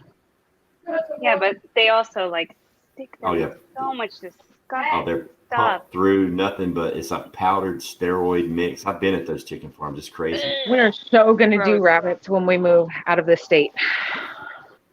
Is that your plan to move? Yeah, we want to move. It's been up and down in the works for a couple months now. It's just making sure that my husband can transfer. Once he knows he can transfer, then we're gonna. Where are you guys going? We're hoping to go to Pennsylvania. Oh, really? Where in Pennsylvania? We're looking at the Coolbaugh area, Poconos, all that. So I know Poconos. Yep. The Poconos, that's so beautiful up there. My good friend New York Prepper, he's not in Poconos, but he's a little further west by Penn State. But he loves it, and he lived right around here, and my husband's job is in New York City, so he's down there a few days a week, and every day he's like, oh my goodness, I hate it, and I'm like, oh, I'm like, just hang on a little bit longer, and he's getting around the mandates because the leg of his company is less than 100, and it's all this stupid stuff. Oh, I feel you on that. You know what? My state is very beautiful. It's zombie town. I mean, I'm sure you understand. It's zombie built. I know. I used to love that drive on Interstate 81 going up through the Poconos. Oh, yeah. Gorgeous. That's one of the most really beautiful pretty. drives there is, because you're right in the middle of the valley. You get into Shenandoah and you're driving up, and you hit the mountain. It's gorgeous through there. It is really pretty. I've driven that many times because I drive down to North Carolina, and it's such a shame, because where I live, people are like, oh, you're in New York State, you're in, the Mecca, and I'm like, I have bears and mountains. There's nothing around. There's nothing about upstate New York that is anywhere remotely close to what you see on TV as a New York City. You're in the middle of a wilderness. There's nothing there. It's such a shame. It's such a shame. And when I was younger, I loved New York City. I thought it was cool. But as I got older, I'm like, no, I'm good with this. But now I'm embarrassed. I'm embarrassed of the people. I'm embarrassed of the city. I'm embarrassed of the state. I'm embarrassed of the politics. I feel you on that. I'm homeschooling my 3.5-year-old is only 3.5, so I'm like, oh, I can homeschool, but I can't imagine if I had a 9, 12, Oh, 14 year I'm old. there. Oh, Okay, Catskill, those are I'm there. Yeah. I've got a so 13-year-old son, an 11-year-old son, and my little girl just started kindergarten. I'm homeschooling all three of them. God bless you, because even if you, so I feel for the people who say like I can't, either A, I can't take my kids out financially, or B, I can't take them out because the kids are fighting me so hard, because I have two older children who are now 23 and 20, right? So I have older Right. kids. I went through that. I can't imagine at 15 being like, "Oh, I'm gonna homeschool you." Like it would, the police would have been called. It would have been a nightmare. Yeah. You know, it's No. not like kumbaya over here. I get it. I feel for all of you parents out there. You know, Well, but my kid, my son's, yeah. Go ahead. my boys, they're old enough to obviously know what's going on with everything. And even my boys, even though they're young and 13 and 11, like they're like, we don't want that shot. We don't, we don't want it. Sorry, Ghost. Sorry. We don't want the shoulder pat. We don't want it. And I was like, I don't Yeah. want it. I don't want nobody to have it. And so I'm not going to play around with California and their politics. Good. I just won't. Good. God bless you. Yeah, I'm So not. I told, I'm not doing it either. I'm. It's not it's here. so, yeah. It's so sad that you can't just openly talk about things. But no. I'm a big believer in freedom of free will. Yeah. It is what it is. I am all about, so my position is, I know some people are like dead set against it. Personally, for me, yes, I am. What I'm not dead set against is freedom of choice, because that's where I draw the line. I don't care what you do. You want to do this, you want to do that, leave the kids alone. That's what I think. Leave the kids alone. When you're That's right. adult, you can be a bird, a cat, a puppy, this, that, any day of the week. You can do whatever you want to do. I will never judge. Well, I might judge you, but I'm never going to be disrespectful towards you. You know, like I mean, I grew up in the 90s. I loved everyone. I went to drag shows. I did this. I live in New York. Right. You know, I'm not a hateful person, but I have a little boy. He's a little boy. And when he grows up, whatever he wants to be, I don't need kindergarten telling him he could be a kitten today, because Yeah. I have a friend who's a kindergarten teacher who told me that 3 of her students identify as kittens during the week. Wow. No, nope, no. Not doing No. it. Not doing No. it. Absolutely And, you know, not. you want to say whatever you want to say about me. I'm not okay with that. Leave the kids alone. When did it become There's, like popular culture to raise your kids to be delusional? I Oh, don't know. I don't look, know. sweetheart, Because I don't care how much you like cats. You're never ever gonna be a kitten. It's just Nope. not gonna happen. You're not Nope. gonna be a kitten. You can I meow. don't, You can pee in the litter box all you want. You're still not a cat. yeah. Yeah, I agree. I mean, I don't know. I don't know what I was listening to the other night, but they were like, you know, you are allowing delusions of grandeur and making that acceptable, and that's not okay. Like, you have No. to say, this is not reality. You are not these things. I mean, you know, we could debate over gender and identifying as boy, girl.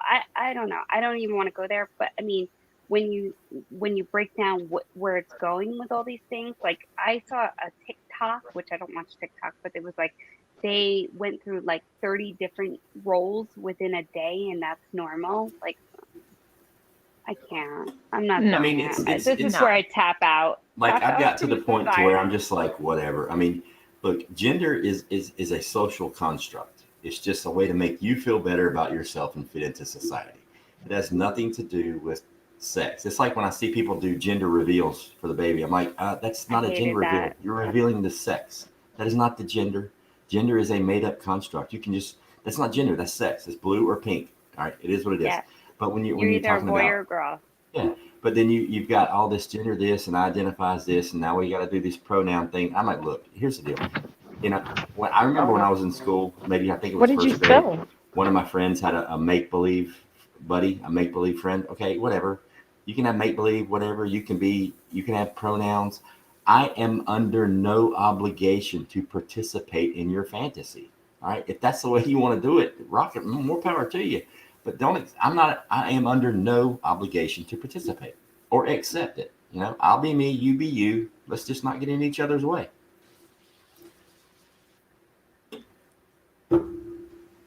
Everybody went quiet. It's just me. What's up, bug dude? Sorry, I've got my son spilling chips all over the kitchen floor. Hey, boys will be boys. Yeah, if you let him identify as a kitten, they'll clean it up. Absolutely not. That's a hard no. Let him identify as a puppy. The chips would never made it to the floor. It would have been snatched out of the air. My husband just walked out and goes, "Who the hell are you talking to?" Hey, you need to go identify as a vacuum cleaner and get that shit picked up right now. Listen, I could like deal with my child growing up and saying, "Mom, Dad, I'm gay." Okay. But like, I'm a kitten today at kindergarten. I'm not prepared for that. I'm not doing that. No. And here's the thing. If you want to be gay, be gay. If you're a boy and you like boys, do it. If you're a girl and you like girls, do it. You're not. Just be happy. That's been around forever. All right. You can choose what makes you feel good. Some people like their back scratched. Some people like their feet played with. But I don't like it being brought up in kindergarten. It shouldn't be. Yeah, you can't force that down anybody's throat. That's the topic that should not be talked about. I'm not saying that it's taboo, but it's like that's an adult topic. Yeah, and my older children are like, well, schools are safe havens, and not everyone has a good parent. My oldest is like, you're like a good mom, and you'd be accepting and helpful, and I get that. I do get that a lot of kids need schools to help them, and that's fine, and I'm for that. But I don't think it should be shoved down everyone's throat. Like someone the other day on the live stream said, "Oh, it's Gender Day," and it was Angry Pepper said it was like, "Oh, do you know today's Pick Your Gender Day?" Like, what the? I didn't know that. Like, it's like, come on. Here's the thing. I'm a school teacher. I teach school, middle school. All right. Okay. So you see it. And there's a reason why I chose to teach science. All right. But I'm not. I know kids are different. Some kids, they seek the attention and they you want to easy out, but we did this war on bullying. And don't get me wrong, 4 or 5 kids holding a kid down on the playground and beating his ass every single day of the week, that's wrong. But when you go, now everybody's a victim. Everybody was bullied. We're raising a generation of pansies. Softies. It's ridiculous. Are you kidding me? It's crazy. Yeah. No, that's one of the reasons with my 3.5-year-old. I'm like, he's got a couple little friends that are a little bigger. They're not mean to him, but sometimes, they're playing. He gets knocked down, and the mom's like, "Oh, I'm sorry." I'm like, "No, it's fine. He's got to learn." Yeah. You get up and you push back and you assert yourself, and I'm not looking for fight club, but every single species of animal on the planet has a pecking order. We're not special. Come on, people. We're not special. Pecking orders are it's natural. I mean, look at a litter of puppies or a litter of kittens or whatever. One of them's fatter than the rest because he gets to the food. And there's always a shrimp. It is what it is, and usually the runt ends up being the best one out of the litter. He learns patience. But it's just ridiculous. Everything's about your feelings and safe spaces. I'm doing a stream on that Monday, by the way. Oh, good. No, you should. The Daily Nugget on Monday is about safe spaces. What time do you do it on? The Daily Nugget is at 7:30 Monday through Friday. Okay. So I'm gonna do my best to hurt feelings. That's just how I roll. I mean, here's the thing. I'm like, it's like, hurt or be hurt. You have to learn to survive. Don't be a mean person. But like, my mother taught me. She was like, you have one, not to be like Eminem, but she was like, you have one shot, one opportunity. And my little sister used to get picked on the school bus, and she was like, if that little boy bothers her, you have one shot. I slugged him right in the face. He was older, and I never or my sister ever got picked on again. Yeah, that's all you got to do. You know? All you got to do is stand up. You ain't got to beat up people. You just got to let them know it's going to cost. You can bully me all you want to, but there's going to be a price. There's a price to pay. Yeah. We get in a fight. I might get beat up, but you're not going to come out unscathed. I mean, you're gonna feel it. Yeah. No, I agree. I mean, this is why my husband's like, I'm only 5'2", and he's like, you think you're Mighty Mouse, because my mom taught me, be a strong person. Like, I fight back because, nobody's going to. I'm a fighter. I'm a fighter before I'm a lover. Like, truly. Like, I don't know if it was just because of how I was raised and older brothers and like my dad. I was my dad's first daughter after having 6 sons. And my dad didn't want me being no little dainty flower.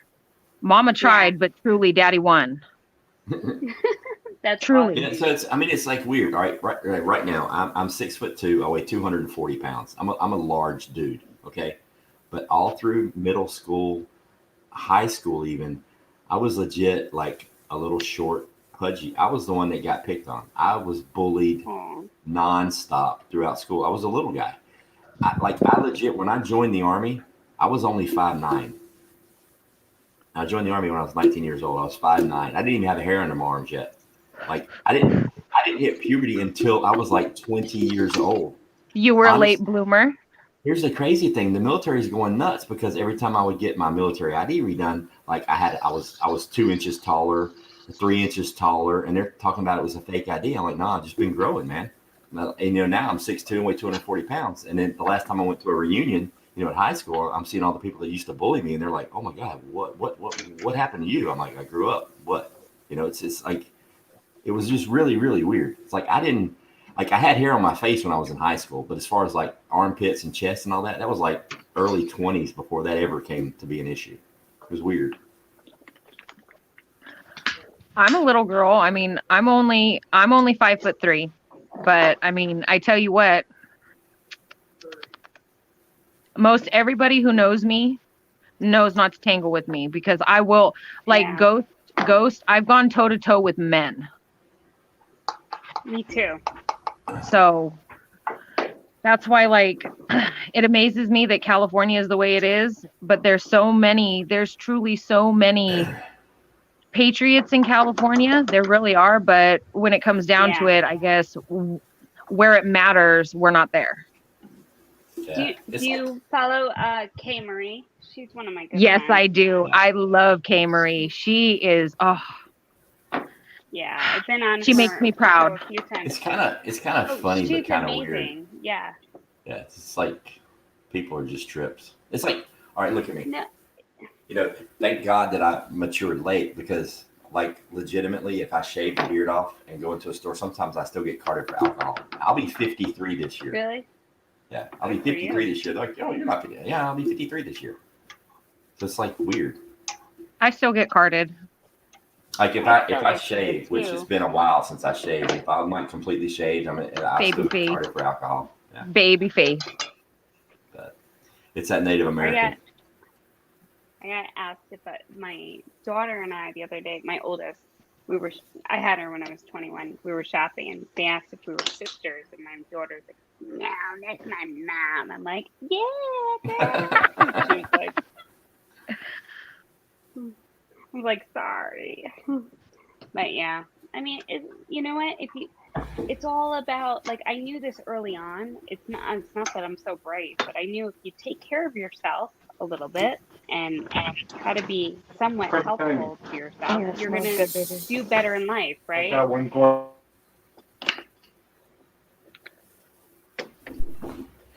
Yeah, Kay Marie's awesome. I got to check in with her. I haven't talked to her in a while. I saw her, I think it was her most current video where she went and she was speaking at the school board, and man, did she did. It gave me goosebumps. She did good, right? She did good. She did really good. She's great. She's really great. I love her. Was it good? All right. Well, you guys, every lid popped. Well, honey, and it's time for me to eat. Good for you. So, Ghost, thank you so much for. Where did Ghost go? Look at him sneak off. You better not be shaving. You're trying. He's trying to make himself all fancy now. Finish eating, my love. Don't touch I have that, like baby. 6 quarts in. I have multiple ones to freeze. So I'm glad I handled this tonight. You guys are amazing. That looks for making me just so do good. this. Oh my gosh. Yeah, it smells really good. I have to say, it's really good. All right, Mr. Ghost. Everything is out. All lids are good. And now yes, my love. And now I'm going to sit down and eat. Ooh, that looks good. So thank you so much for letting me come up and be on panel tonight. Anytime. You're always welcome. And thank you for answering all my questions. I'm going to lurk. Stop it. I'm going to lurk It's nice in chatting chat. with you, Sophia. It was Sophia, so nice. Truly. Is Sophia your name on Northern Girls thing, or do you have No, on Discord, on Northern Girls thread on Discord, I am Forbidden Fire. Okay, we'll definitely chat then, because I'm on there a lot. End it off. No, you don't. It's time to. Bye, you guys. Bye-bye. Bye. Where's Hutch? I thought Hutch was coming on now. I dropped a link for him, but he hadn't come up here yet. He disappeared on us. I'll drop it again. It's time to pull my beans out. My canner's done. Your bean.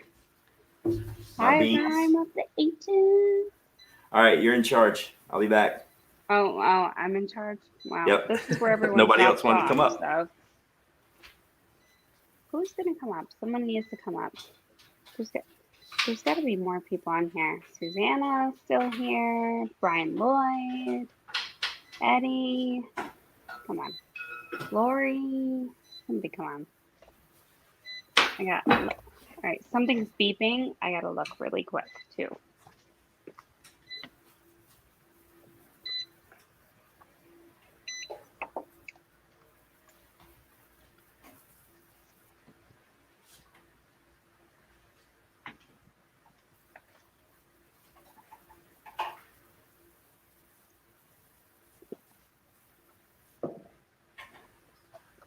What's going on, guys?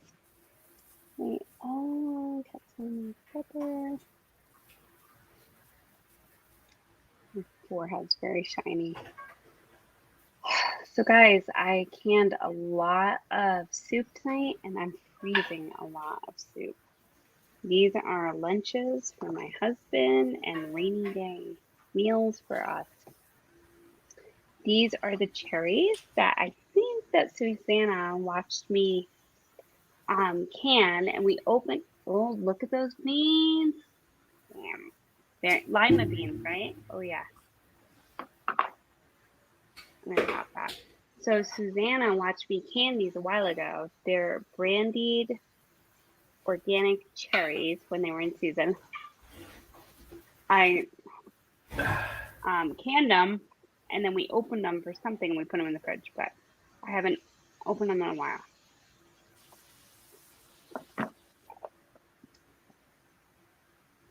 How is the new house? Bug Dude, the house is, we actually just signed paperwork to have the shell of it built. So what we're doing is it's almost like a pole barn. So the Amish are coming, I don't know, in the spring, and they're going to put up the shell of a new house we're building on a property. And then my husband and people he knows are going to do the interior. So we did finalize that. So that's going to happen sometime, I think, in the spring or summer. So thank you for asking. I'm excited. Cool. Because the house I'm in, it's a really cute house that I'm in right now, but it is like a tiny house. It's really like you guys, this is the kitchen. That's it. That's and wait, there's the living room. That's it. That's what I got. And I got 2 bedrooms and a bathroom. So I don't want to complain. I'm very thankful for my home, but yeah, I'm excited to have a little bit bigger space to be in. Yeah, those are going to be some tasty beans. I did them in. If y'all didn't see at the beginning, I canned the beans in my homemade chicken bone broth. So, That's nice. but I like to season the stuff that I can with broth, if at all possible. Thank you, Bug. You know, and then Yeah. that way it just kind of. I just. So, can I ask a question? I'm Yeah. sorry I don't mean to cut you off. My husband actually today, when we were making the soup, I had just like organic chicken broth I bought from Walmart, and he was like, "Oh, we can make this." I'm like, "Yeah, from like chicken carcasses and stuff." What do you do differently for bone broth versus just chicken broth? Okay, so the way I do like when I do chicken, it usually takes between 16 to 18 hours. I can for a solid 16 to 18 hours. I get like 30 pounds of chicken, but it's usually the split breasts, and I'll even get a couple of whole roasting chickens, so I can get some dark meat in there with it. But I parboil them, and I also have another stock pot. I have like 4 huge stock pots, like the size of what you were just dumping out. I have massive stock pots. Right. Yeah. Yeah. I fill it up with water. I get it going to a boil. I put in the onions, carrots, celery. The whole chicken or just? Oh yeah, the whole. I throw in as much chicken as I can get in there, and I parboil it. I get it to about 80% done, and then I pull it out and I debone it, and I take all the skin, all the bones, all the gristle. It goes back in the pot with the vegetables, and Right. while I'm canning, the 2 batches of chicken meat, that the bone broth is boiling for like 6 hours. So Right. that's how I make the bone broth. And then the meat I put in the jars and I fill it with water, and it makes its own broth while it's canning. So I'm getting broth with Right. the chicken meat, and now I've got 6 hours of simmering on the bone broth, and then I strain it. I put it in the jars and I can it. And I usually get And that's the broth. that's the bone broth with the bones and the stuff in there. The chicken broth itself is just the meat. What's the difference between bone broth and broth? Or It's there is super like the broth is just basically like you can put a hunk of raw chicken in and with some water and it'll turn into chicken broth. But the bone broth comes from the skin and the bones and the marrow, and you're boiling it for a long time. Yeah. And it's like super rich. It's super rich. Like my bone broth is so dark, it's scary. Like it's beyond gold. It's almost like dark brown. And Yeah. it's super thick. And how long do you cook that for? I usually simmer it for about 6 hours minimum, and then it goes through the canning process, And I get there's chicken broth in with the chicken, and then I have bone broth. I usually get at least 2 loads of bone broth, and then I'll add water to what's left, and I'll let it boil again, and it dilutes it. So I'll get another 2 loads of just chicken broth. It's a diluted bone broth. So I usually get, I mean, you figure organic bone broth in the store is like $7 a quart. Yeah. Here it's like 6 something a quart for organic bone broth, chicken broth. I'm making it for free. I mean, Walmart's a little bit cheaper, but yeah. Yeah, I'm getting it for free. I legit, like the last time I did chicken, I did like 35 pounds of chicken, and I ended up with 16 quarts of bone broth. Wow. And I had 16 quarts of bone broth, and I think I got 8 or 9 quarts of chicken broth. Oh wow. So it's like, yeah, and that's what I cook with. That's what I do all the beans with. I mean, I do everything with chicken broth. My rice, my soups, everything. Yeah, I do the chicken broth. I do the ham broth, turkey broth, beef broth, and then once my rabbits are rolling, I'll be doing the rabbit broth. Is that good? Rabbit broth? Oh, I've never had it, but I'm going to. Yeah, it's got to be. Okay. Yeah.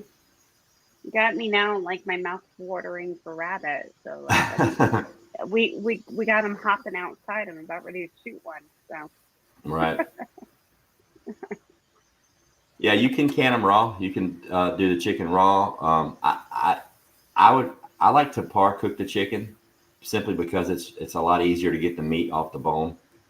It's like really hard to debone raw chicken. It's a pain in the butt. I like to par cook it because chicken is one of those meats, just like rabbit, that holds up very well in the canning process. Yeah. Hamburger meat, not so much, but chicken, like the texture of chicken, it pretty much stays the same. Yeah. I feel like it gets slightly tougher, but it's tasty. Yeah, it is a little bit, but it's like like if you just pull it straight out of the jar, just eat the chicken meat that you just canned, you're gonna notice a difference. But if you canned it, obviously in its juices, and if you're using that canned chicken in, like, say, a recipe like, you know, chicken salad or chicken and rice or barbecue chicken, you can't tell. At least I can't. Not at all. No. I mean, I fed it to my husband. He's like, oh, I don't want anything canned. I'm like, you've been eating it all week. You know, he doesn't know. And now he's fine with it, but it took a moment to transition into that. Right. Once you get used to it, I mean, it's you know, once you get used to eating canned. Canned meatloaf. Canned meatloaf looks disgusting. My daughter was like, I really think this is like, you know, like a fetus in here. I'm like, I promise it's not. I mean, because it looks gross. It does, in the jar, and the fat, and this and that. I'm like, it's good. And she's like, wow, that's more tender and more flavorful than you would imagine. I'm like, yeah. You just got to get over it. Yeah, I mean, it's like your canned hamburger meat. Yeah, there's a difference in the texture. There's a slight difference in the taste. But if you're using it in recipes like Hamburger Helper or Sloppy Joe or something, you can't tell. And let me tell you something. Canned hamburger meat makes the best taco meat. Like it's perfect. Oh yeah. Yeah. Once you get used to it. Can it with the seasoning, and then you just put it out. Yeah, it's delicious. Like a no-brainer. Yeah, once you get used to it, it's easy. And see, I like to do the hamburger meat. I do it in the pints, you know. So there's a pound of hamburger meat in each pint jar, so it's perfect for recipe size, you know. Yeah. And then it's been marinating in it for like forever, so you know. It's good stuff. I mean, I've canned pork tenderloin. I mean, I've canned pretty much not everything, but close to everything. I've never done a pork tenderloin. That's interesting. I canned pork tenderloins. I canned baby back ribs. I canned short ribs. Wait, what do you do with the? Wait, okay. Now this is uncharted territory for me. Baby back ribs and pork tenderloins. What are you doing? Actually, I don't think they're baby back. Like the pork tenderloin, I sliced it, you know, in serving sizes, and I just threw it in the jar and canned it. And then what do you do when you take them out? You eat it. Like for what? Like right? What I did the tenderloin. Like the tenderloin. Well, both the tenderloins I got were already seasoned. One was Italian, and the other one was like I think hickory something, like apple hickory bourbon something or whatever. Like that. Yeah. I mean, the texture was different, but it was just like a boneless pork chop. I mean, there's no big deal. Yeah. But like my favorite is sausage patties. Those are awesome, and they hold up real well. Oh, really? Okay. Breakfast sausages. Yeah, I'll get like the big case from Walmart, like 30 of them. Yeah. I'll par cook them, get most of the grease out, and just put them in a little pint jar, can them up. Yeah. Those it's hamburger patties. Because I'm not as experienced with this, so that's cool. That's really interesting. Well, they fit perfect into the pint jars. You get like 5 or 6 or 7 sausage patties in each pint jar, and they just flop right in there perfectly flat. Yeah. Especially the tall round ones, like, you know what I mean? Like the pint and a half. Jars. Yeah, the pint and a half. Yeah, those are for the meatloaf. Mm-hmm. That's where a meatloaf comes in. It flies right out. Yeah, because they were. Yeah, exactly. Yeah. Because the first time I did meatloaf, I put them in the other ones with like. You gotta dig it out. Yeah. So not only was he like skeptical about it, but it looked like I was like pulling out dog food. Yeah. I'm like, I promise it's good. Let's just put some gravy on it. Yep. Definitely. Too funny. I canned everything. I canned hot dogs. I canned bologna. Really? Well, I don't like bologna, but hot dogs. I canned bologna. I canned bologna with a whole bunch of habanero peppers. I made it like super, super spicy. It was wicked hot. Like wicked hot. I canned smoked sausages. I'll say this season, the thing that was my favorite thing that I never canned, and this might seem like silly to you, but was my leftover garden cucumbers, and I did a sweet relish. I never ate. I don't eat hot dogs, but anytime I can eat a hot dog, slapping that relish on it, it's so good. It's amazing. I made a big batch of chow chow. That's what we call it down here. I use green Okay. tomatoes, cabbage, onions, and a whole bunch of hot stuff. And I that's only what we put on hot used dogs. a little bit of hot peppers, cucumbers, and like onion, and it's amazing. And it's like sweet, like like bread and Yeah, butter type of yeah. thing. I've made it sweet, So I made good. it mild, and I made it like nuclear hot.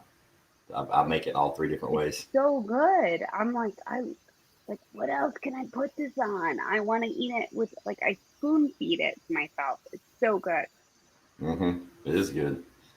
Yeah. Every year when I make it, I'm like, man, I made way too much, and I run out 3 months later. And I'm like, good God. It's like all my family, You're like, everybody comes over. Hey, you got any more of that chow chow? I'm like, here, yeah, go ahead and have a I jar. know. It's just gone. Chow chow. Okay, hmm that's an interesting name. I've heard of that before. Actually, I looked it up online and I saw that before. And there's like a million different recipes. You can put whatever you want to in it. People just do it Yeah. different ways. Yeah. Sweet, hot, nuclear. Just Mhm. whatever. But it works. Well, that being said, I Nice. think I'm gonna like get off here. I've been on here for like three and a Yeah. half Yeah. hours. I I'm think I'm getting gonna tired too. go have me Well, something to yeah. eat You've and been doing your drinking thing. drinking adult beverage and watch a little YouTube. Well, Yeah. thanks for You joining too. us, man. I appreciate you coming up No, here thank you. I appreciate you having me on, and anytime. good night to everybody. And I will definitely. You said 7:30 Eastern Standard Time Yeah. on Monday, right? Yep. All right. I'm gonna try to join on. Sometimes it's hard because I have a toddler who's Yeah, no big deal. screaming, but Yeah. a No lot of biggie. times I'm listening in. So, all Cool. right, guys. Thank you. Thank you, Ghost. I appreciate it. You have Take anything care. coming up you want to put out?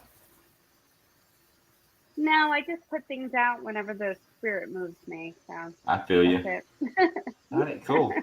Well, thanks But for I'm being here. very happy to participate with all you guys. So Cool. thank We're you. glad to have you anytime. All right. All right. Take care. Bye. All right. Bye-bye. All right. Thank you guys in the chat. Thank you, moderators. Thank you, members. Tomorrow is Sunday. I do believe I'm taking tomorrow off. Of course, I said that last week and I went live anyway. So I don't know. We'll see what happens. But I'll definitely be hot Monday at 6:45 for the members only stream. And then immediately following that for the Daily Nugget. And so, yeah, that's what I got coming up. So you guys enjoy the rest of your, Sunday. So Saturday. Enjoy the last 28 minutes of Saturday and all of your Sunday. And I'll see you guys on Monday. Y'all have a great one. Bye-bye.